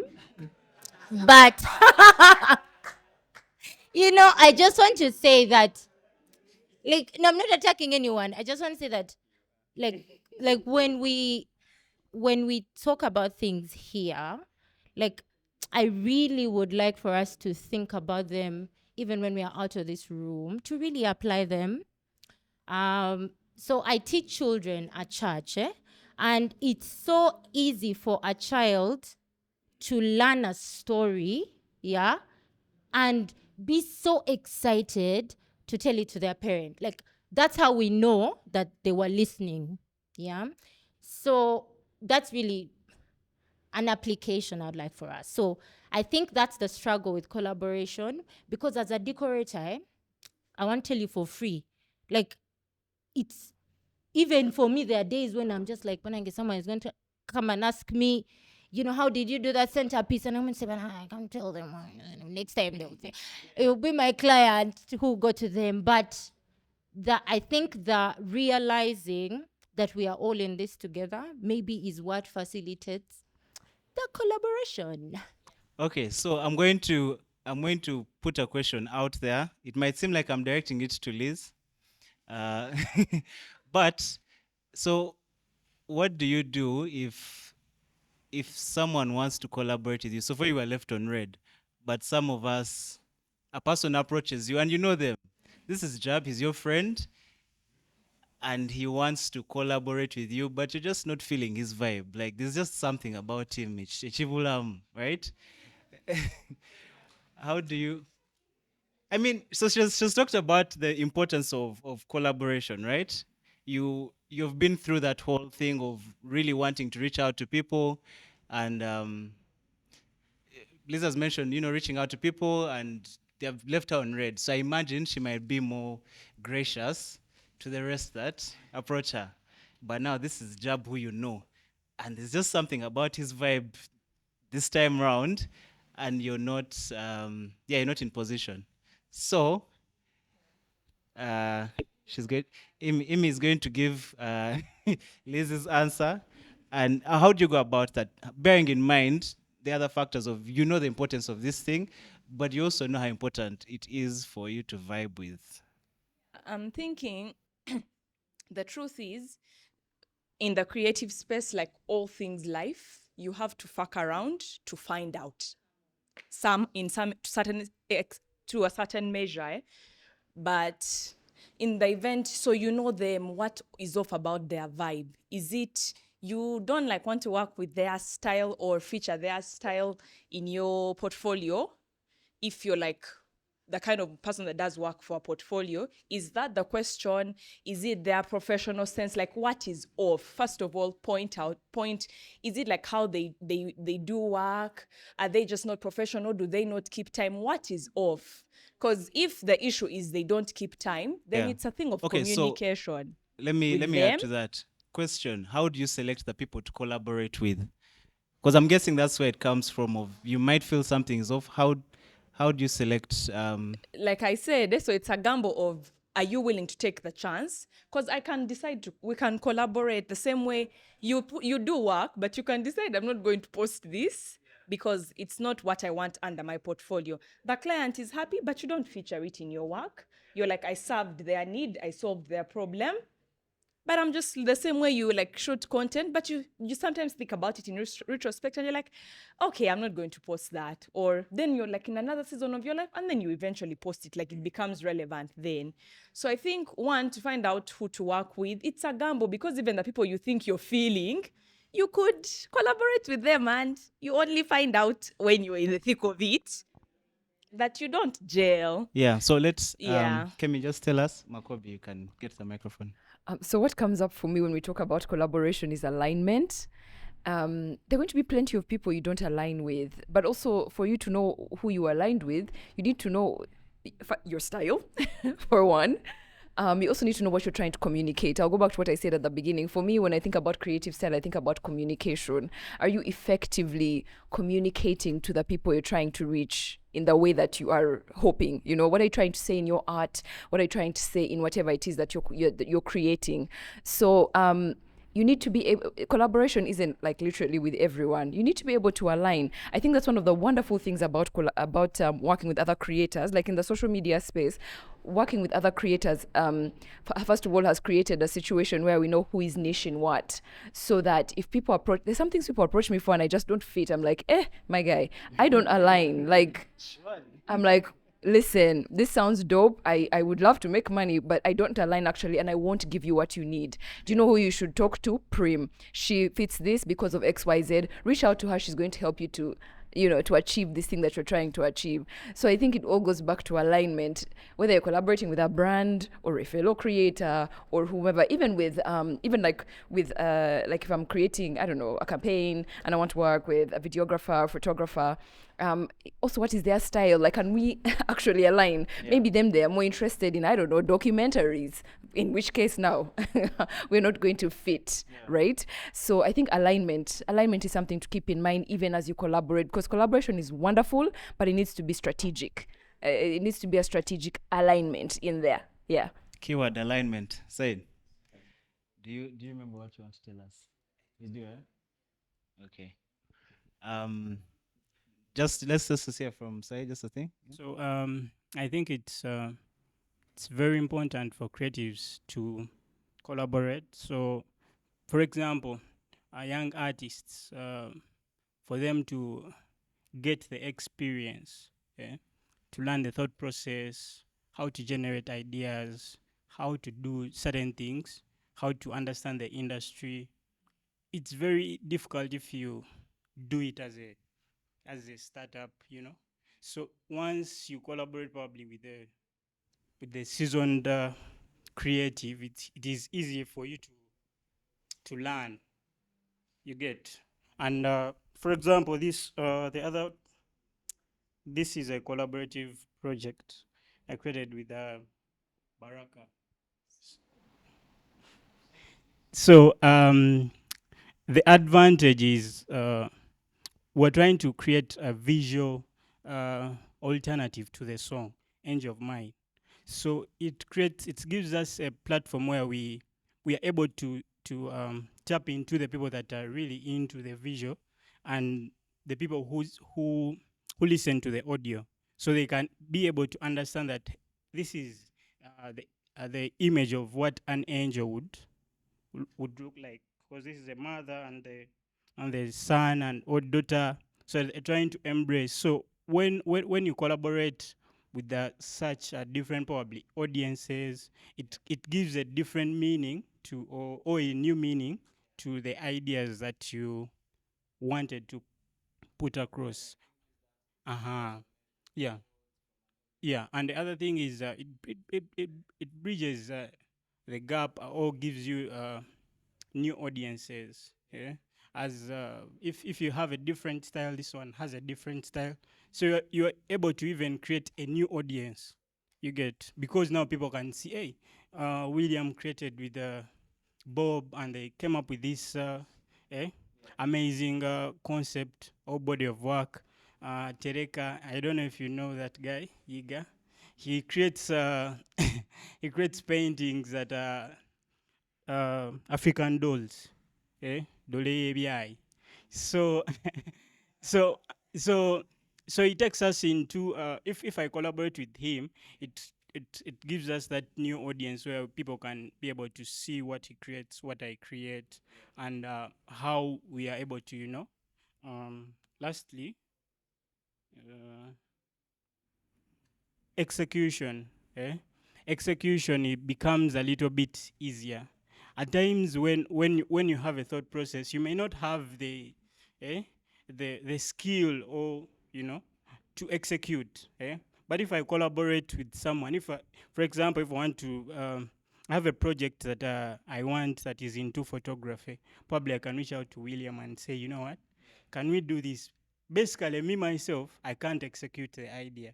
But if I collaborate with him, the idea comes to life. So I think we should have more of the collaborations as creatives and experiment a bit out of our comfort zone and see how it goes. Awesome. She has. Makov is itching, but ladies first. Mine may be different, so he can go first. Oh, you're so sweet. Anyway, these guys have really said it. But as creatives, photographers or videographers or whatever, I think we all know what our strengths are and then what our weaknesses are. There are some of those that you can't. Some of those weaknesses that they're just there. Like you don't even realize they're there. But then there might be those small things that will probably deter you from getting to the next level. And yet the other person maybe has those skills. I'll give an example. Last year, I think I was supposed to shoot my friend's wedding. I grew up with this person from when we were like 5. So she called me to shoot her Kohinjira. Now, most of my friends know I hate shooting weddings. Like, I don't like them. And she knows this as well. So I told her, man, I'm not, can I get you a guy? I know guys who are good. You just wanted to attend, but okay. I know guys who would kill. But there's a guy we usually shoot with who I know is very, and part of the reason that I don't like shooting weddings is because, man, I just feel like there's too much, like there's just too much going on. Yeah, and I love shooting particular parts of the wedding, which maybe the bride or the groom might not be very interested in and stuff. So what I did was, I have a friend who I shoot with. His name is Raymond. Now, if you guys have met Raymond, he's a very charming person. Like he will get along with anybody easily, like that. And most times when I work with Raymond, he's a hard worker, first of all. So I know he's going to do all the work. You get it? He's going to do all the work. So of course when you call him, whatever amount he'll ask me for, I'll go these ends and squeeze my client. Because I know the work is going to, like when he's working at his best, like my client is going to be sending me, those happy messages of I killed it. But because it's going to do really, really well. So my point is, identify where your where you're weak at, then look for a guy who's good there, and then let him make you shine. Like stop this whole thing of, like being in competition and stuff. It's the dumbest thing ever. Like, I can shoot portraits, but I can't shoot them like William. Or none of you guys can shoot concert pictures like I do. So it's dumb to. Yeah, so so just find someone who's good at something that you're not, then work with them and let them make you shine. Yeah. Okay. Mine is a question. So I understand that we're talking about collaboration and how it's important. But then there was also the question of how does it actually sometimes not really fit for you? I don't know if it's a question but a statement. Anyway, there's a way I've had an experience collaborating with certain people. Of course, as a beginner, you are trying to like. So you collaborate with these people, but you know you already have something you like. And then you come into the space that they want. I mean, their space. And then you try to collaborate and they tell you, no, edit like this. Change here. No, you turn like this. This is what clients want. And before you know it, there's a time I actually took a picture and they told me, you take pictures like your boss. Oh God. It was so, okay, I don't know. As an artist, for me, I feel that is like, you're like in the shadow, like no one sees you, like you take pictures like your boss, you edit like your boss, So at a point I had to walk away to actually refine who I am and even with the whole issue of when you have clients, like they'll come to you. I'm sorry, I've really had drama with clients. So they know your work. They know how you do your work. As a photographer, before you even get a client, they're like, can I see your work? And just send them your work. And then after that, they're like, you took the pictures and you get the gig actually. You get the whole thing and then you take pictures and then they're like, I want it to be like this. Like, then they point at another photographer and then you ask yourself, did you see my work? Like, did you see my work? I do not produce like them. Exactly. So my question is, how do you still make money and have your style? I think that's it.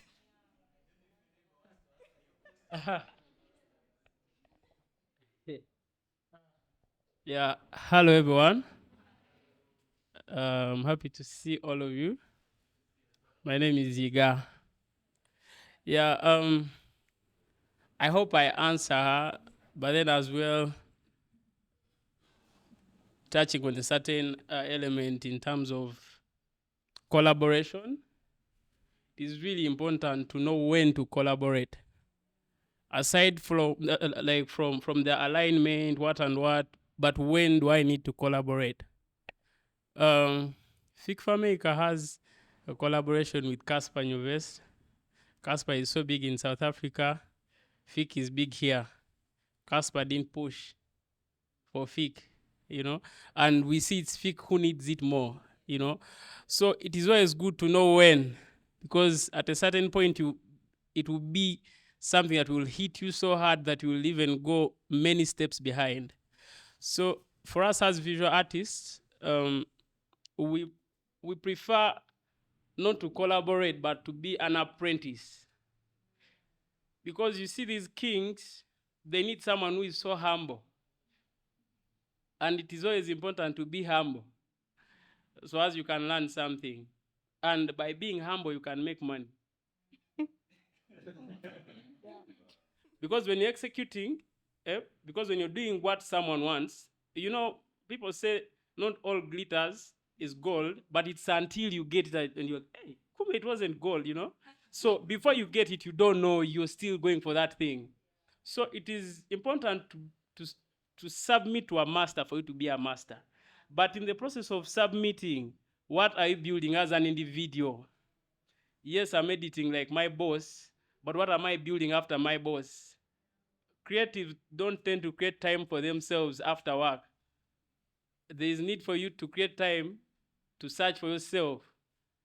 As you're working to earn something because of our economy, there is a voice in you that wants to be heard. And that voice will not get you the money immediately.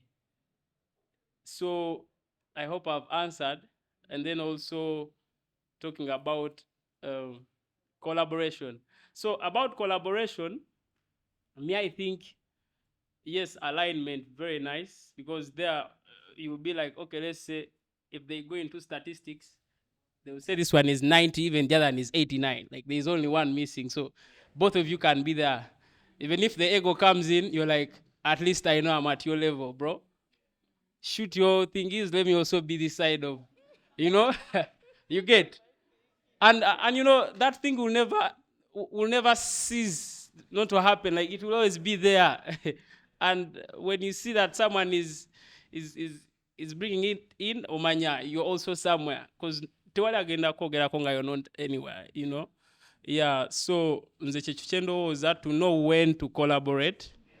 And also submitting to masters. But it is really important for us to submit to those guys, because there's a lot you're going to avoid in your journey of getting up there. Because if you don't submit, you're going to go through the same thing, Like, imagine most of the people feel happy when they buy cars because they believe they will tell their kids, your dad had a car. So, you have that motivation to also feel like, we had a car. You get, there's already a journey that has been walked. So if you can tap into this journey as you also excavate or cultivate where you want to stand, now Simbe Mirandi Rajo, you grow. So that's what I think. Thank you. So going back to hearing you speak, hearing Giga speak has made me think of what, like Kemi said, the nomenclature. So I think we are mixing, the way we are terming these things, we are mixing two things: collaboration and mentorship or apprenticeship, like he said. It's important to know when to collaborate and with whom, but also when to be mentored or mentor, and by who or with or mentor who, if that makes sense. Also, let me just throw it in there before I expound on those points. The issue of grace. We are creatives in different fields. You see how like you can feel that thing of when someone asks you like, hey, how did you do this? And for you, you feel like it's my thing. I'm not yet ready to share. You may not be ready to share it with the world. You're entitled to that. It is selfish. It doesn't help the other people grow. But at the point of your journey, it may be why clients are coming to you. You're the only one who has imported. I do sourcing, so I know the importance of like specific things to businesses. You can't be the only guy with that camera in Uganda. People are telling you, why did you get it? Where did you get it? And a part of you is not ready to share because maybe it's what's making you your money. So it's selfish. It's not okay. Why I think the point of grace should come in, that we reach out to people to collaborate with them, to mentor us, or to be mentored by them. But we should know, like all things, they may say yes, they may say no. And also, like be able to take the no gracefully, because sometimes the person can even be gracious enough to communicate effectively, like, I'm not the fit for this. And then sometimes because you're in your head, you don't take it in the faith they've given it. Like, no zimbo mtima, but in actual sense, they're just saying, I may not have, they may not have the time to mentor you then.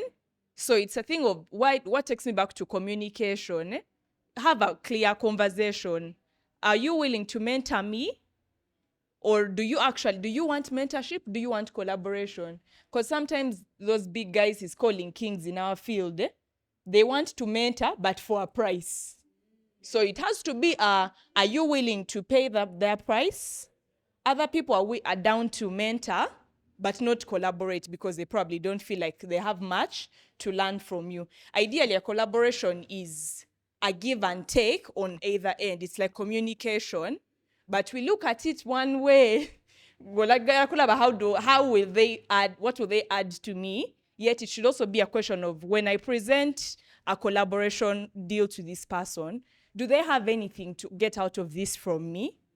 Because some people find fulfillment from mentoring younger people, others don't. Others are after their bag.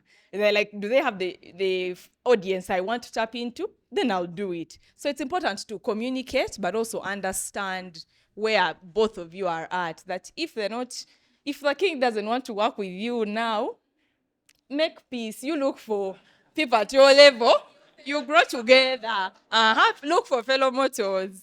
So I think we should know the difference between being mentored and collaborating. Usually collaborating happens with people with equals, where they both feel like they both have something to gain.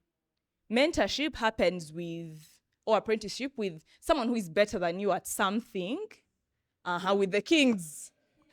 So it has to be a thing of, does this king want to be paid? Or this king is someone who finds fulfillment, has openly shared. Like, I'm down to empower younger people in the field. It's okay to make peace with, I want to learn this guy's thing.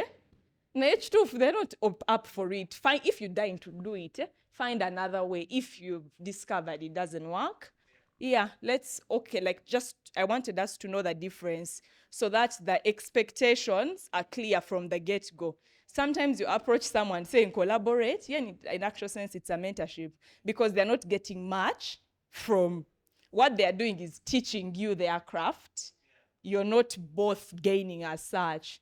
So if it's not something they want to do, you will clash in the process. So talking about collaboration, I'll bring it to the basis of art, like creating art. For my case, when I'm to collaborate, I also look out for that person that has skill. It could be basic, but then when I see a niche in you that is like you have authenticity, so when I see that person that is passionate about something, it may not only be about everything being the la cream, like everything being perfect, but then what can I bring out from this person? What can we create together? So at some point, you have that collaborative, I'll call it a collaborative spark. Like when you get that idea and you feel like, I want to do it. There's a collaboration I did of recent. It's a dance piece with, I'm forgetting her name, but she's a dancer. So, I shouldn't be forgetting her name on the mic. Yeah, I know her very well, but yeah, so yeah, so as we did that collaboration, as we were starting, we didn't know the whole journey, but we left it to be open. We left it abstract.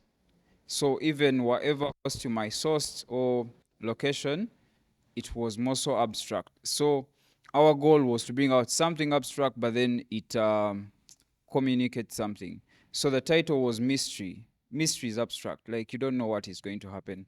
So what sparked this was I knew this person is good at dance, and then I'm also in their line of sort of style of dance and so on. So all I wanted was that spark of this person is passionate and they can deliver. So when we come together, what can we bring together? It's not like, what's the end product? What can I get from you? What can I get from your audience? So the example I can give is when Bebe Cool was at Coke Studio, they were supposed to collaborate with some artists. So his point was, you have a good audience, you have skill, and what if we get together, we can make something good and we reach each other's audience.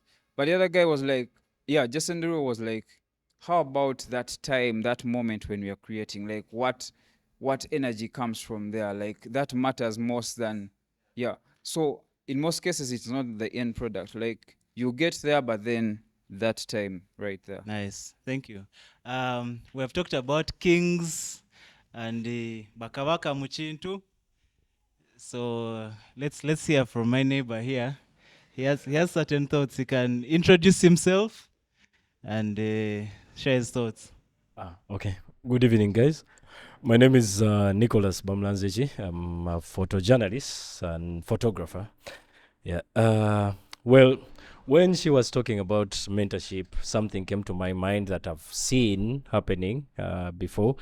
It might have happened to me or happened to some of the friends that I know that have mentored some people. While we mentor people, we want to help as many as possible to join the creative industry, but there's this vice that people that we mentor have. They want to come to your space, and yes, we don't fear competition, but they want to come to your space and take away what you have, and which I find so wrong. When I'm mentoring people, I open up my spaces. I open them up to my opportunities. I want them to grow. Well, it might not be as organically as what we went through as we were learning. I want them to be at that pace and be at their best in no time.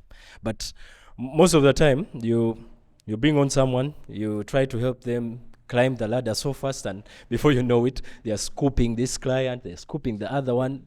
So somehow, if you see people coiling, not wanting to mentor others, it's maybe from that. Yeah, and clients do this thing. They say, okay, Nicholas sent you, and we're offering, say, 2 million for this job. Can you do it for 500K? Because I'm giving you that 500K, you feel like, okay, let me do it. But it's wrong. You're burning your bridges. So as we mentor or we get mentored, let's be cautious about that. I felt like sharing that because it's a vice that is eating up, so many people in this industry. We want to become rich quickly. We have to go through ranks, the many people I have or the many people I know, it's been a process that, I've built the clientele, I've built trust. Someone can call you and say, okay, I know Nicholas will do this. If he's not in the country, I'll wait for him to come back. You understand? So, and there are times you tell someone you're mentoring, okay, that client, I don't have a lot of interest in them.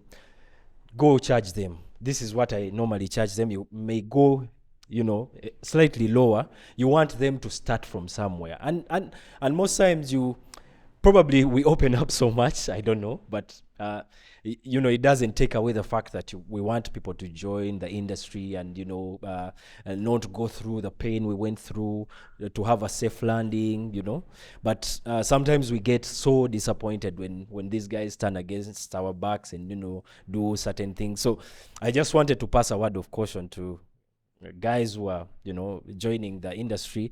Let's not take on that vice. It's really not so good because what goes around. If I talk to Jab and say, Eric or so has done this, Jab will not take you on. And you see, most of the jobs that we do are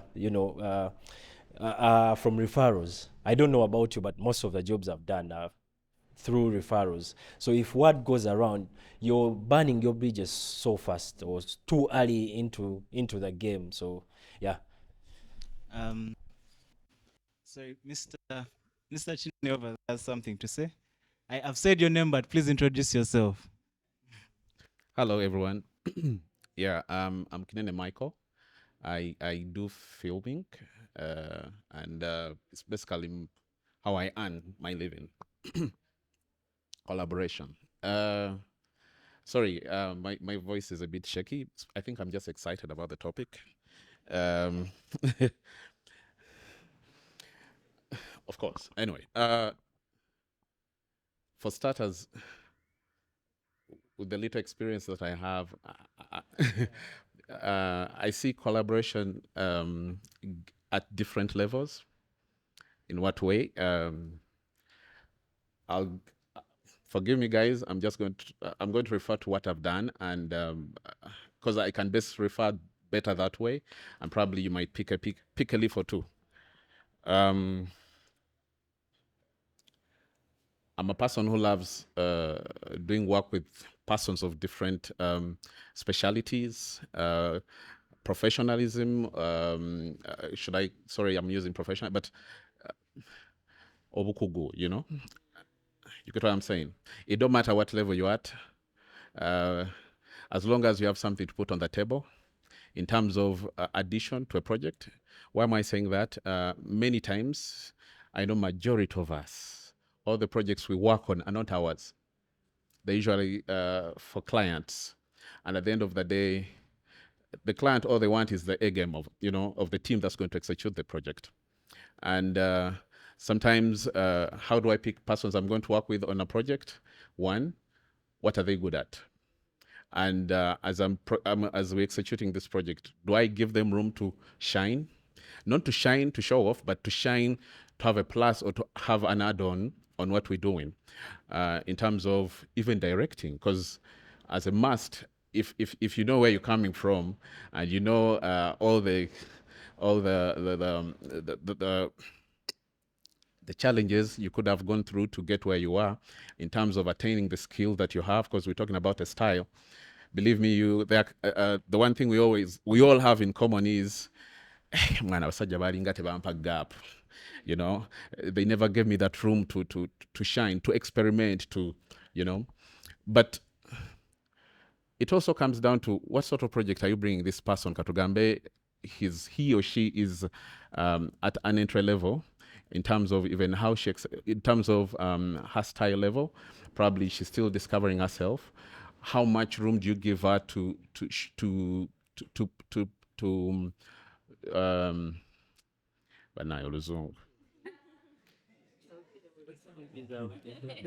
envy that what they call. Anyway, what I'm trying to say is, it also comes down to how much they are willing to. I mean, how much, given their potential, are they willing to add on to regarding the final picture? And two, if say it's a wedding, and this wedding probably we're at Agandi. These guys, they're telling you, hey, talk about project 10, but this is our biggest client. We need your A game, like A++ game. How are you going to choose your client? I mean, your peers, the person you're going to execute this project with. Of course, you're also going to look out for exactly the kings, But in such cases, what I think as creatives, that what we need to do is, one, of course, there are so many factors that also that come into play.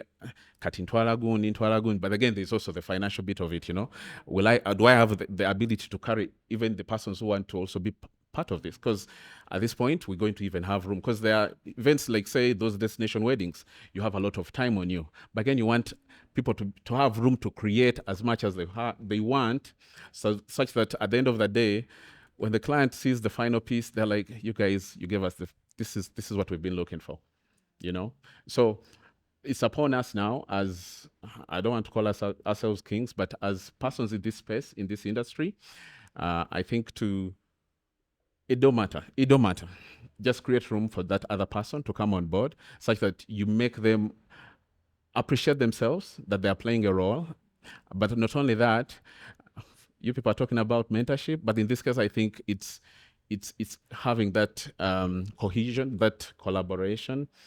At the end of the day, I think we'll have kings and queens. Yeah, I think it's very key for us to recognize that, yes, we're talking about kings and queens in the space, but at whichever level you're at, there's somewhere you've started. And there are going to be people who are going to either be below you or above you. So just keep that in mind and recognize where you are. And as I said, be gracious. Be gracious to those that approach you, those that DM you, and also be considerate of, just be considerate of whomever you want to collaborate with, because you might be hearing people talking about the advice to you as someone who's being mentored by someone, and you feel like maybe you are king in your space, but you might reach a point and find someone who's kinger than you, as Kemi says. Yeah. So you bear that in mind, and pretty much what Nicholas said, you also have that. So while we all share our views and perspectives on mentorship, collaboration, just have that in mind that wherever you are, there's someone who's above you, then there's people who are looking up to you. And yeah, let's take that in. Felix, do you have to say?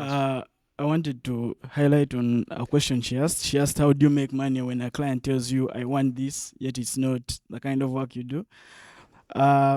One thing, I'm not a photographer. I have to say that early. One thing we have to do is that you guys have to do is that you have to teach clients. You have to teach clients on the work you do and the work they are trying to give you.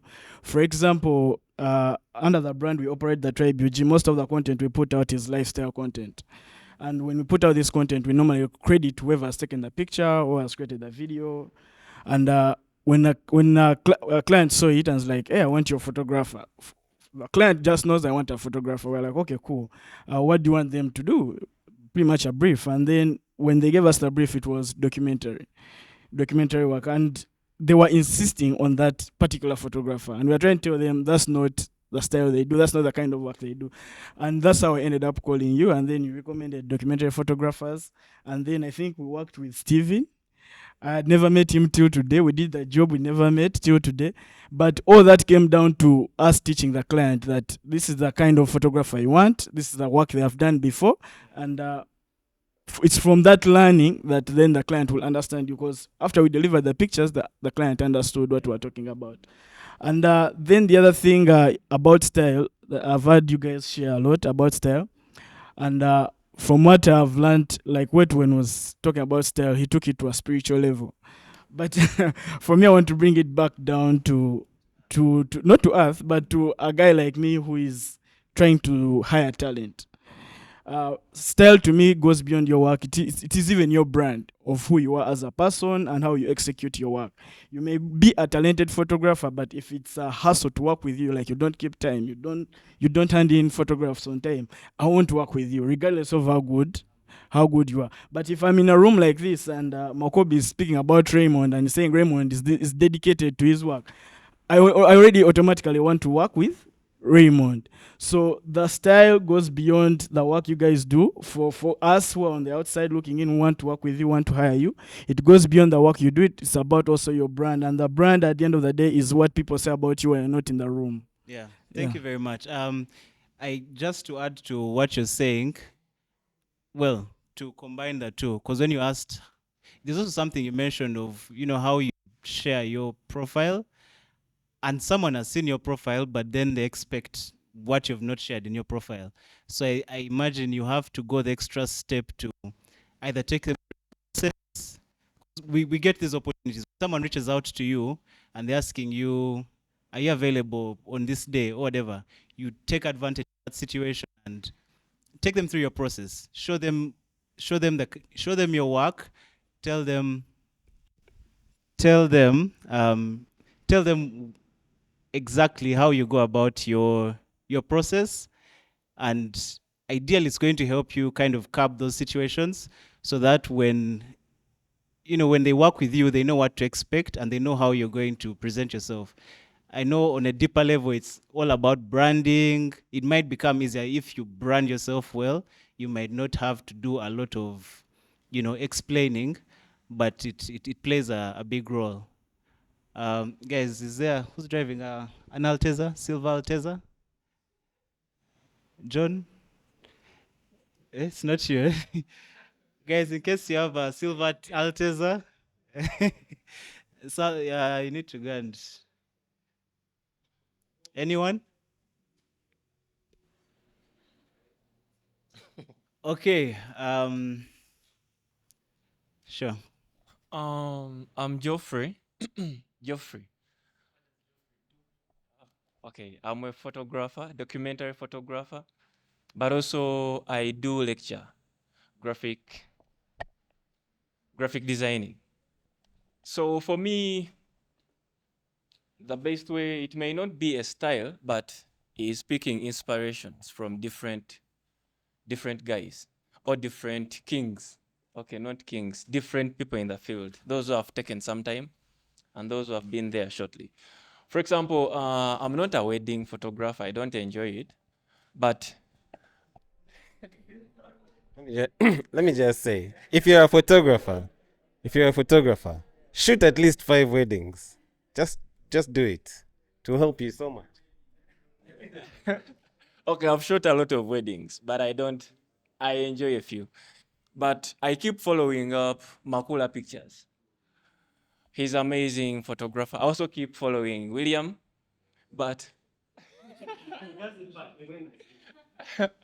yeah. So what I keep following their social media and I keep seeing most times whatever they post. I keep following different people, like also Amwesiga, a tourism CEO. But well, I keep borrowing leaves from them. For example, from Makula Pictures, recently, some time ago, he posted about, I think it was sitting with a client. If a client decides to, or chooses you, that you want to shoot pictures or to cover the wedding, sit with a client to lecture him or her what you do and to make her aware of the style you do or the style you're under. I'm using her because mostly women, sometimes us men, we don't care so much. So, but what I'm trying to bring, is you make sure you sit with a client to understand your style and also to get used to you. Well, it helps. For me, it has helped me. The last time I was shooting a wedding in Kenya, I didn't sit with a client because it was just a recommendation. I sent this client pictures, kind of pictures I do. Dark, not too much plastic, not too much saturated. I do the same thing for this client's wedding. I even do more. This client, most times before sharing pictures with client, I usually send them to some few friends to see through, to advise me maybe on what to change or. So time reaches, I send this client a link. Client looks through, she's like, I don't see any picture I can put in my living room. I'm like, what's wrong with this client? Does she know even what she likes? For me, what came to my mind was this client expected a style away from my style. Because personally, her pictures, there are some pictures I saw and they were amazing. I'd never shot like that because I'd never color graded in such a way. And then she's telling me, so basically, sit with your client, make them understand what style you choose or you use so they can be aware. And also, for example, him, William, I know his name. William, recently, I think this week or last week, he posted about the pricing issue. It's also more like it helps you or it guides you with the clients. Does a client know how you price? Because it's also part of the process. Because some clients are used to 10 pictures for 10K, 5 pictures for 500. What I understood from his tweet was it's not all about number of pictures, but it's about a bunch because you're sure of your style and you have not mastered, but you're consistently improving your style. So another thing that was talked about was you trying to work within your style, but not one style, trying to work like once a month. No, to keep pushing. I don't know why they call them 10 hours? 10,000? Okay. I don't understand the trick. But what I'm trying to mean is like you have to push as much as you can because creativity is grown. you will not just cram. Once you cram, if I cram work any style, trust me, I'll just go with that style for 5 years or 10 years. Once I see it's not working, I'll jump onto maybe Walters or I'll jump onto Makula's. Trust me, there are a lot of people who are better than Makula in weddings, but he's trying to improve his style every day. Consistency is key. Someone else can do your style, but 2-3 events, and later he will be like, but I think this one is not working out. A little complaint, he will shift. But for you as a developer or someone who studied that style, you will try to improve it always. But as well, I believe however much you improve, still you have to leave the originality, because it's a way to identify you. Me, I can notice a lot of pictures. For example, his pictures, Nicholas, even though he doesn't put watermarks, but I can know either this is Bamulanzechi or this is maybe Katumba or this is someone else. So practice the 10,000 hours. It's key, but as well, this consistency does not take 2 days. There's something I've just thought about. We're talking about taking your clients through your style and teaching them, but you should also realize you need to learn your clients, because most times as creatives or as service providers, it's all about me. These guys don't know I'm that boy, so this is how I roll, right? But in that meeting, while you are basically telling them about yourself, how you do, what your process is, what you're factoring in, there are people who charge per hour, there are people who charge for an event. Someone will call and tell you, we're only 10 people, it's a wedding, and you're like, yeah, man, whether you're 10, 100, this is what's up. But also try to learn your client and get to know them. There are different ways you can do that depending on the industry you're in. There are people who have trial makeup sessions, people who have pre-wedding photo sessions. I'm guessing Deco people also do trials. They put for the demo. Yeah, so have that in mind.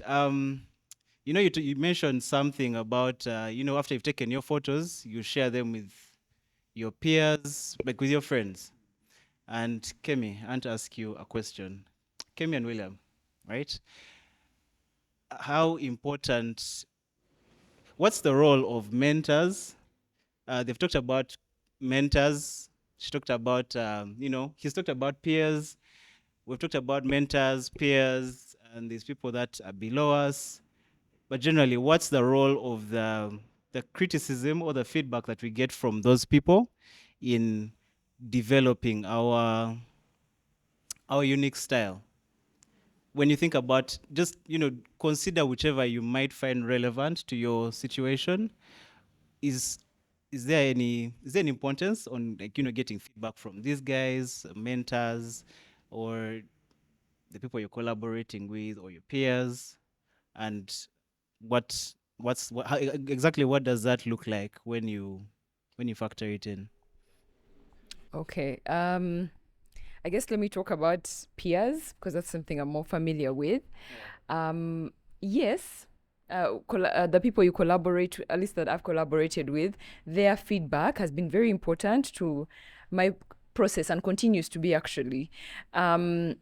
Sometimes there are things you don't see when it's you. Like you need someone external to help you point out, you could be doing this better, you could be doing that better. You need people who are professionals in videography and so on to point out, this isn't looking good, or this isn't sounding good, and this needs to look like this. So I think that all of those things are definitely very helpful, and it's important to cultivate an attitude of openness to receiving all of that information, whether it's positive or negative. And also, I think when you're providing the same, to be mindful of how you communicate it. I think not everyone receives things the same way. So just to be very mindful of how you communicate certain things. I keep going back to communication because I think it's at the crux of a lot of these things, whether it's collaboration, even finding a style, all of these things. You need to be a very strategic communicator. Open, yes, it's good to be open and honest, but be strategic in how you approach people. So yeah, I think the answer just goes back to yes for me. Yeah. The people that I work around, even the people who have been doing it for a long time, who have, you know, shot my shot with a banner. This person is doing this thing. They do it so well. I'm going to shoot my shot and see if I can get a meeting, see if they can teach me. Man, those are, there's so much knowledge there. I mean, I keep telling people, man, shoot your shot. You'll be surprised to how open people are. Yes, sometimes what's the worst that can happen? They say no. And then what? Because I am very passionate about moderation and public speaking. And one of the people who I think is doing just such a beautiful job of doing that is George Indirangu. I didn't know him. He had never heard of me. But he said, I'm going to go to this DM and tell him, by the way, what you're doing is dope. And just see if I can start a conversation. And now we're friends. And he's constantly teaching me. And I'm constantly drawing from that well of knowledge. And also learning, you know, that, oh, this doesn't work, that doesn't work. He's been like a really good teacher without me ever saying, hi, be my teacher. But just, hi, can I get to know you? And then we see, you know, what we can learn from each other or collaborate in some ways. So yes, those people that we collaborate with, whether it's your peers or people who have done this longer than you, I've never really had a proper mentor, but even people who are doing it longer than me that I'm admiring and saying, wow, I'd like to get where you are. Their criticism, all the things they give really mean a lot. And I think it means more. I mean, there are things he teaches, he'll talk about, for example, on his platform. But when you have one-on-one, hey, you can get more. You can get more. So in conclusion, shoot your shot because you will learn a lot. Whenever people ask me this question, I have like two things that come to my mind. And I'm going to tell you guys this story, but it doesn't leave this room. Yeah. Okay, it may leave the room. It doesn't matter. It's being recorded. I think the first time I remember getting feedback on my work, I was very young, and I shot a birthday party for a friend of mine. I was a kid. Listen, I was young. I was quite young, and it was a film camera, rangefinder style. And I think if you remember those type of cameras, there was no instant feedback that you get now of what the photos look like. Do you guys know those film cameras, right? You shot and you wait. Yeah? You had one film with 36 rolls, so you had 36 photos. If you had two rolls of film, you were lucky. So I had 2 rolls of film, and I was the only person there with a camera. So I shot. I was so ambitious. I put people, I posed them, I shot. And then we used to develop the films from Diamond Trust Building, basement there. So I took my 2 rolls of film, and you'd come back like after 3 days. I came back after 3 days. And of course, the guys who have developed have looked at the pictures you've taken. So I came and I had told them to make 2 copies of each, because I was so confident that those photos were fire. Don't laugh yet. I was so confident that the photos were fire, and I was going to give like my friend's family the other copy, and of course keep one and give people who wanted. Ambition, man. So the guy pulls me aside and he said, I think maybe there was something wrong with the camera, or you did not set or something. So I said, what was the problem? Let me look. They looked good when I was shooting. I was so arrogant, God. So he brings out the photos, and I think there were like 2 good photos. The rest, 36 times 2.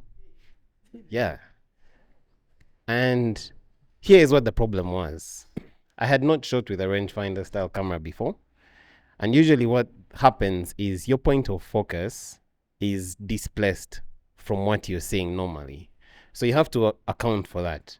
If you haven't done it before, if someone hasn't shown you, you will not think about it. So you'll shoot knowing you're in focus, and you're not in focus. So all those photos were not in focus. Every single one, save for 2. And I've been called, when are the photos coming? They're coming. I'm picking them on Thursday. Don't worry. I'm meant to bring. And I was so heartbroken. And this guy could see how heartbroken I was. And he told me, it's okay. It happens to everybody on their first time. So just, and he showed me, he really showed me how to focus, do the rangefinder focusing. And even now I can still do it, but he showed me how to do it. And I promise you guys, it was so difficult to go and tell people that, oh, the photos came out poorly. I'm sorry, I apologize, whatnot. But it was a learning experience and very humbling. So feedback is important from people who know better than you. And if you can't humble yourself to a point where you know you don't know something, you're going to mess up. And the consequences will come much later. Because imagine if I had been paid for that, what it would mean. Imagine if it was someone's wedding. Like, it's okay to be humble when you're learning, or even when you think you know everything. Just take a step back, learn from someone who knows, get the finer points, and move on. Like, take that as a learning point. The second thing that comes to my mind whenever someone asks me about criticism and feedback and why it's important is there is a bubble that you create around yourself, and your friends and your fans and your audience will keep you in that bubble. They'll reiterate, oh my God, you're amazing. Oh my God, these photos are so good. Oh, your artwork is the best in the world. And it just keeps playing in your head. And it gets to a point where you begin to believe that you're a bad guy. Even when maybe you're average. You may actually be a bad guy, but you may also just be average. And I just want you to Google Brooklyn Beckham's photography book and see what it does when you put into that plane of thought where everyone praises you and doesn't give you constructive feedback. There's oh my God. Anyway, there's a photo he took in, I think it was like Kenya, and the caption was, so many elephants, so beautiful to see, but so difficult to photograph. And if you look at the photo, honestly, you're like, how is this in a photo book that is being sold on Amazon with so many, I would say bad photos. And I'm just going to be blunt. They were bad photos, okay? But because either everyone is afraid to tell him the truth, or they're all telling him you're a bad guy, okay? So when I was starting out photography, and you're all going to, in whatever creative field you're in, you reach a point where you know you're good, okay? And how do you measure how good you are? That's the photo, that one, that's the one. How do you measure how good you are? Or how do you know that what you're doing is good? Peer review. And peer review can come from mentors, which is very important. In most creative fields, you learn either by apprenticeship, mentorship, or learning on the job. And so if I know that I want to be a photojournalist, I'm going to look for the best photojournalist. I'm going to go to Nicholas and I'll say, can I shadow you, man? Okay, Nicholas, I've been shadowing you for like 3 months. These are my photos. Tell me what you think about them. How can I improve? What am I doing right? What am I doing wrong? And maybe Nicholas will tell me, you know what? I like your composition style. Maybe I don't like your exposure. Maybe you're overexposing the subjects. Or maybe your framing is off. And I'll pick up on that and I'll improve. But if I'm hot-headed, I'll say, man, this guy just doesn't want to give me work. He's a hater, right? And the other thing is, from collaborating with other people, I have shot with, does anyone know Country with a Camera? If you want to see someone who is very brilliant at color grading, at capturing emotion from people, at composing his subjects in a way that you can feel the emotion from the picture, go and see Country's work. And I learned how to color grade from Country. Because Country looked at my work and he's like, you know, your photos are very good, but they are very flat. And I was like, what do you mean, man? Like, I like my work. He was like, no. He was like, you know what? Just do some color grading. Go do some color theory. And I was like, you know what? Let me go do it. So I went and did some color theory. Of course, YouTube, the internet, Reddit, experiment. I'm like, Kanchu, what do you think of this?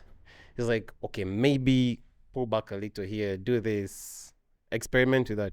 And I did that. And now I'm at a point where I can comfortably create different styles because I was open enough to say, look, man, just show me this. Oh, this is my work. What do you think I'm doing wrong? And it's a colleague. It's someone who I shoot with, someone who I can go and talk with. So I'm not afraid to be vulnerable with them. And retouching. I know a lot of photographers are afraid of retouching. And so we'll say, no, I don't do those things. I shoot natural. But you're going to get a client who is doing an editorial shoot, who is doing a high-end fashion shoot, who is doing for a magazine ad, who is doing for a billboard, and they need retouching work. And you can't keep passing up those jobs because you're too proudful to learn. So, if you guys know Noor, doesn't know Noor? Noor is probably hands down the best fashion editorial photographer in, okay, if I say Africa, you guys may laugh, but in Africa. Yeah? And okay, at least maybe Southern Africa, but in Africa. And I was like, no, this is a, I think most of you saw I've done some collaborations with Noor, just because I wanted to pick up on that. I was like, show me, man, let's go. And he would tell me straight up, okay, this is what you're doing wrong. This is what you should do. Try this angle, go this way. And let him say, just be graceful. Take a hit, put aside your ego, learn from someone. And when they give you feedback, it's very hard as a creative to hear, you know what, this thing, I just don't like it. And you've sat for 3 days editing this photo, and someone tells you it's beans. You want to, there's that thing in you that says, please don't dismiss my work. But if you can put that aside and actually learn or take that positive criticism, take the pointers, add them to your arsenal of skills, and add it to your style. Because now if you tell me to do a high-end fashion photography shoot, please, I dey learn. Yeah. So learn and adapt through collaboration and through mentorship with other people. It's very important. I don't want to say it's something you can do. No. It's something that's very important for you if you're a creative. Find someone who is doing something you want to do and is doing it very well. And Liz said something about, I've slid into so many people's DMs and they've left me unseen. Also, learn the language of communicating what you want. If you come to me and you say, oh, hi, William, I love your work, I love your style. Can you collaborate on a project? William will say, oh, that's nice. Sure. What do you have in mind? Now, if at that point you don't have anything in mind, okay? You're like, do you have some mood boards of work that you want to shoot? William will say, bye. Why? Because it's no longer a collaboration. It's me doing work and you gaining off that work, all right? But if you come and say, hi, William, I love your work, I love your style. I need you to help me, or would you put some time aside and help me learn how to do this? I'm having trouble maybe with composition, with color grading. Please help me in these fields if you have the time. William will say, oh, sure, nice, let me do that. And I think I've done that before with some of my work, because people really kept coming, man, please help me with color grading, help me with this, or just send me a preset. So I put up a preset for free on my page, because every single day I was getting a DM request, please share your preset. So I put the preset there for everybody to access. But if you come to me and say, look, I'm thinking of this shoot, I think our styles will complement each other well. Do you think we can collaborate on this? I have a model here, I have a stylist. Maybe you can think, or you have other people you have in mind who you think will be good for this project. Bring them in. That will work wonders. Oh, I'm an interior designer. You're you're a botanist or something. Can we work on styling this house or this unit for this person? done. It's better that way. So that everybody doesn't feel like they're cheated, like they're being cheated out of it, like they're being used. Yeah, just know the language to use and know how to communicate what you want. And if someone says no, find out, ask yourself, like, if I was in their shoes, why would I say no? What did I ask wrong? And maybe come back and pivot from another angle. All right, thanks.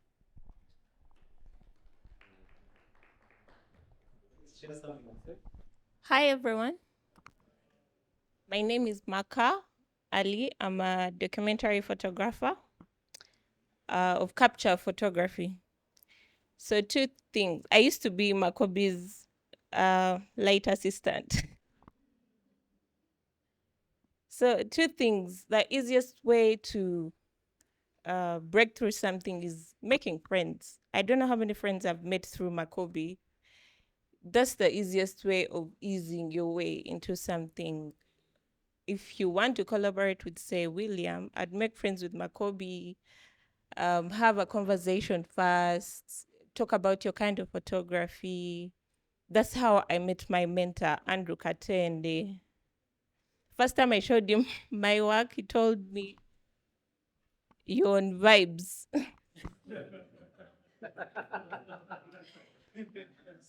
I thought, because I was 2 years in, I had won awards here and there. So I thought I was somewhere. He told me, "Madam, you're on vibes." So I asked him, I had to, but after we became friends first before I showed him my work. So now he's mentoring me and I am very happy. And then criticism. As a girl, as a female photographer, when you're on set, guys usually want to correct you and look at your work and yo guys.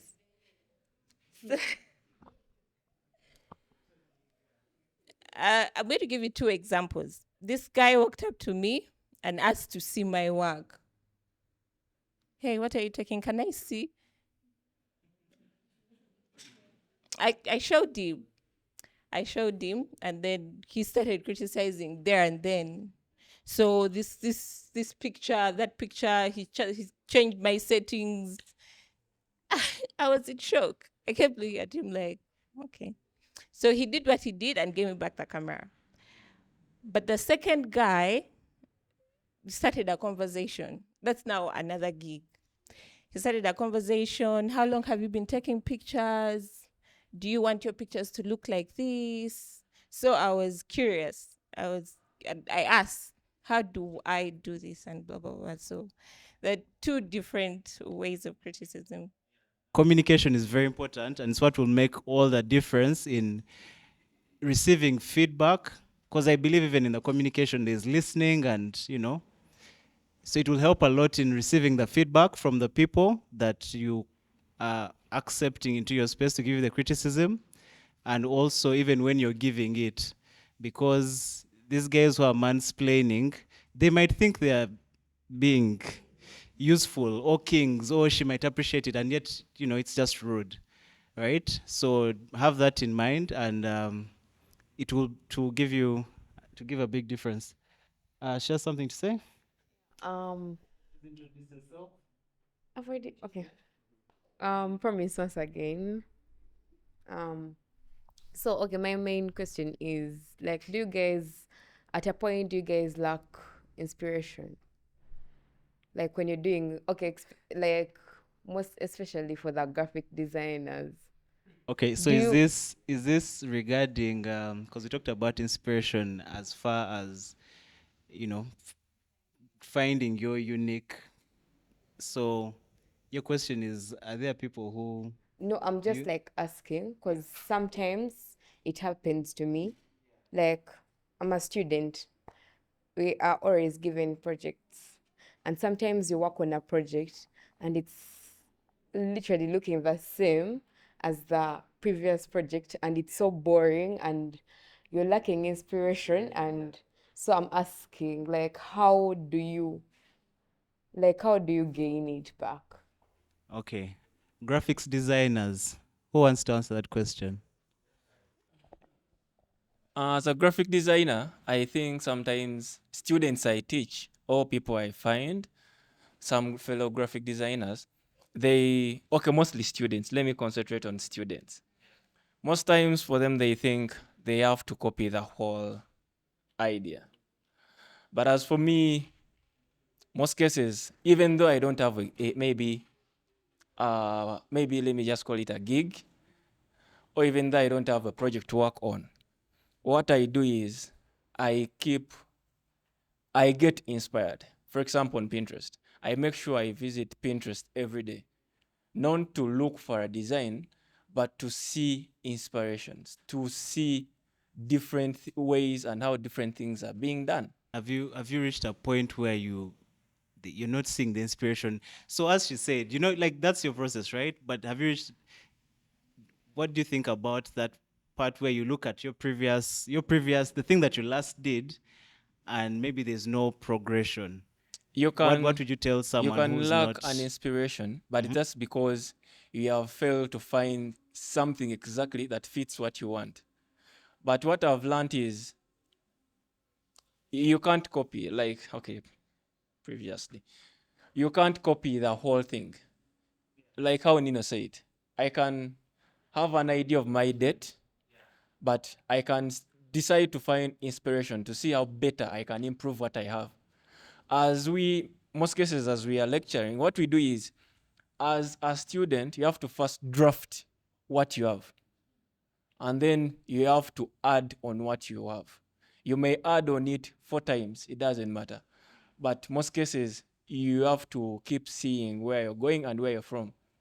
You have to keep more like those different savings to see where have I been. And you have to search. You may search and then you may not see exactly something that fits the idea. You may see other things, but you may not see exactly what you would want to. But of course, this inspiration, they help you to build up something better. Yes. In most cases, it's like art is very deep at some point. So at times you just need to change environment. Like if you get a question and you're in class, go outside, look around, but be artistic as you're viewing. I get inspiration of, this is a secret. It's a master class. I get inspiration of color combinations from nature. Like you could pick a flower, you look at roses.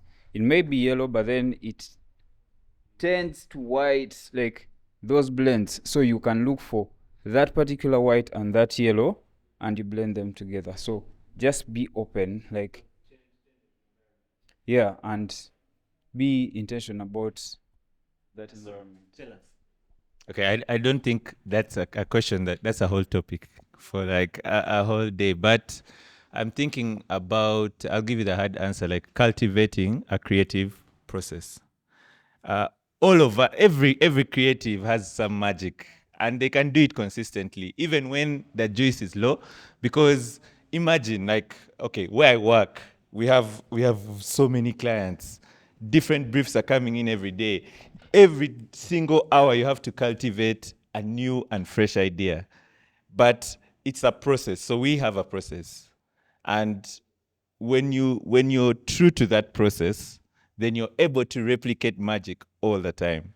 But if you think creativity is like a vibe, it's a feeling, I have to like first be on the mountain, and then it's good to change the setting, because of course sometimes even the environment you're in like bogs you down. But it's actually, there's a science to creativity that a lot of creatives don't cultivate. There's that science around, I get the brief, I pen down maybe the sketch, then I do this. Like there's that sort of science that if you followed every top creative, they have that thing that they do you see, like what religiously. you're saying, I think it also fits into what he's saying. He might not be saying, go to the mountain or what, but if you have a process, then you can stick to your process and then make those adjustments. So if you know how you're going to start, you come up with your drafts and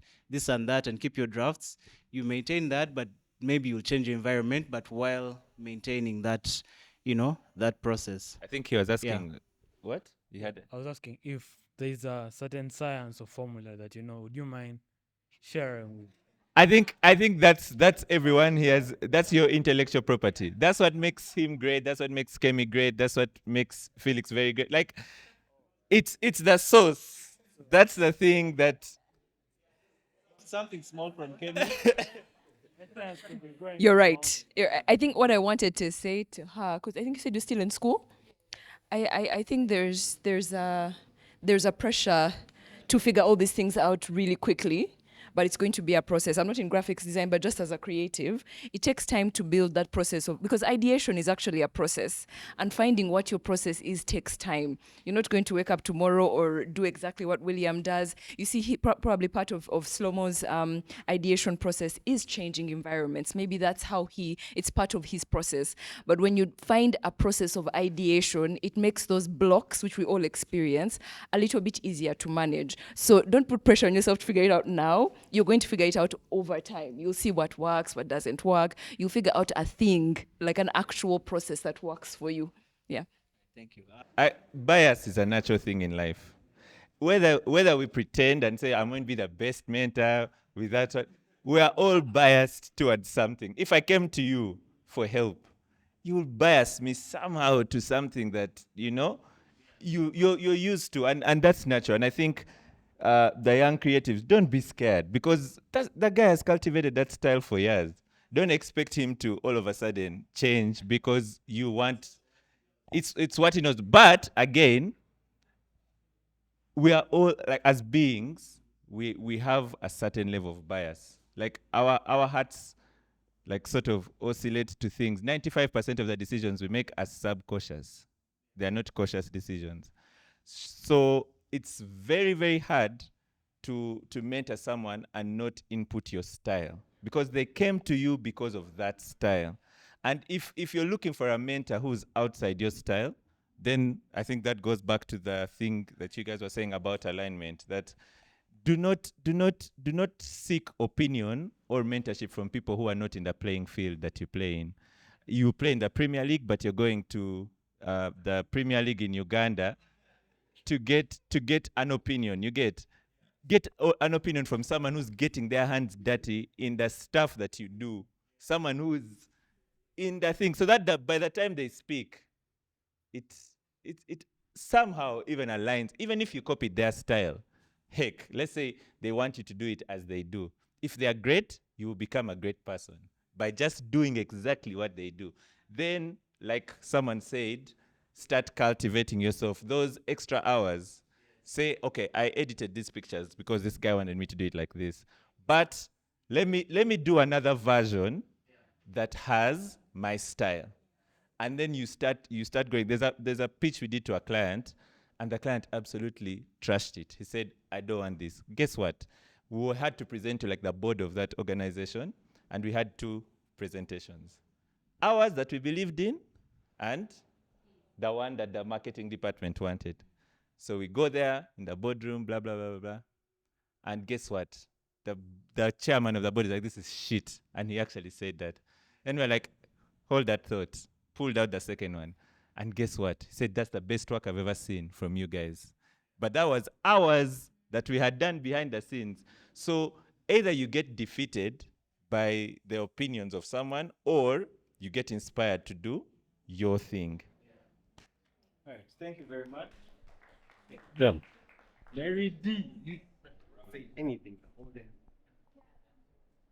I'm so sorry. Today I've been so quiet because I am still discovering my style as an artist.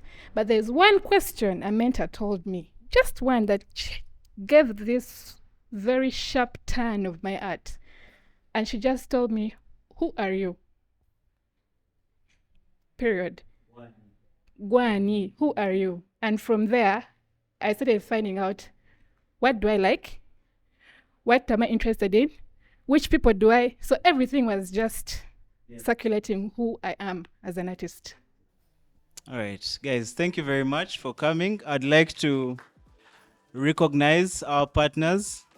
Barbara over there said GTZ, but GZK. Do you want to say it for us in full? But yes, guys, the Uganda German Cultural Society, they are our beloved partners, the ones that have brought us the popcorns, the juice, the biscuits, the vibes, and we truly appreciate them. Thank you for coming, and please feel free to mingle. We would like to thank our special guests. I have been given the honor. If I had not been given that mandate, but guys, thank you very much, Kemi and William. Really appreciate you. Yeah, thank you for coming.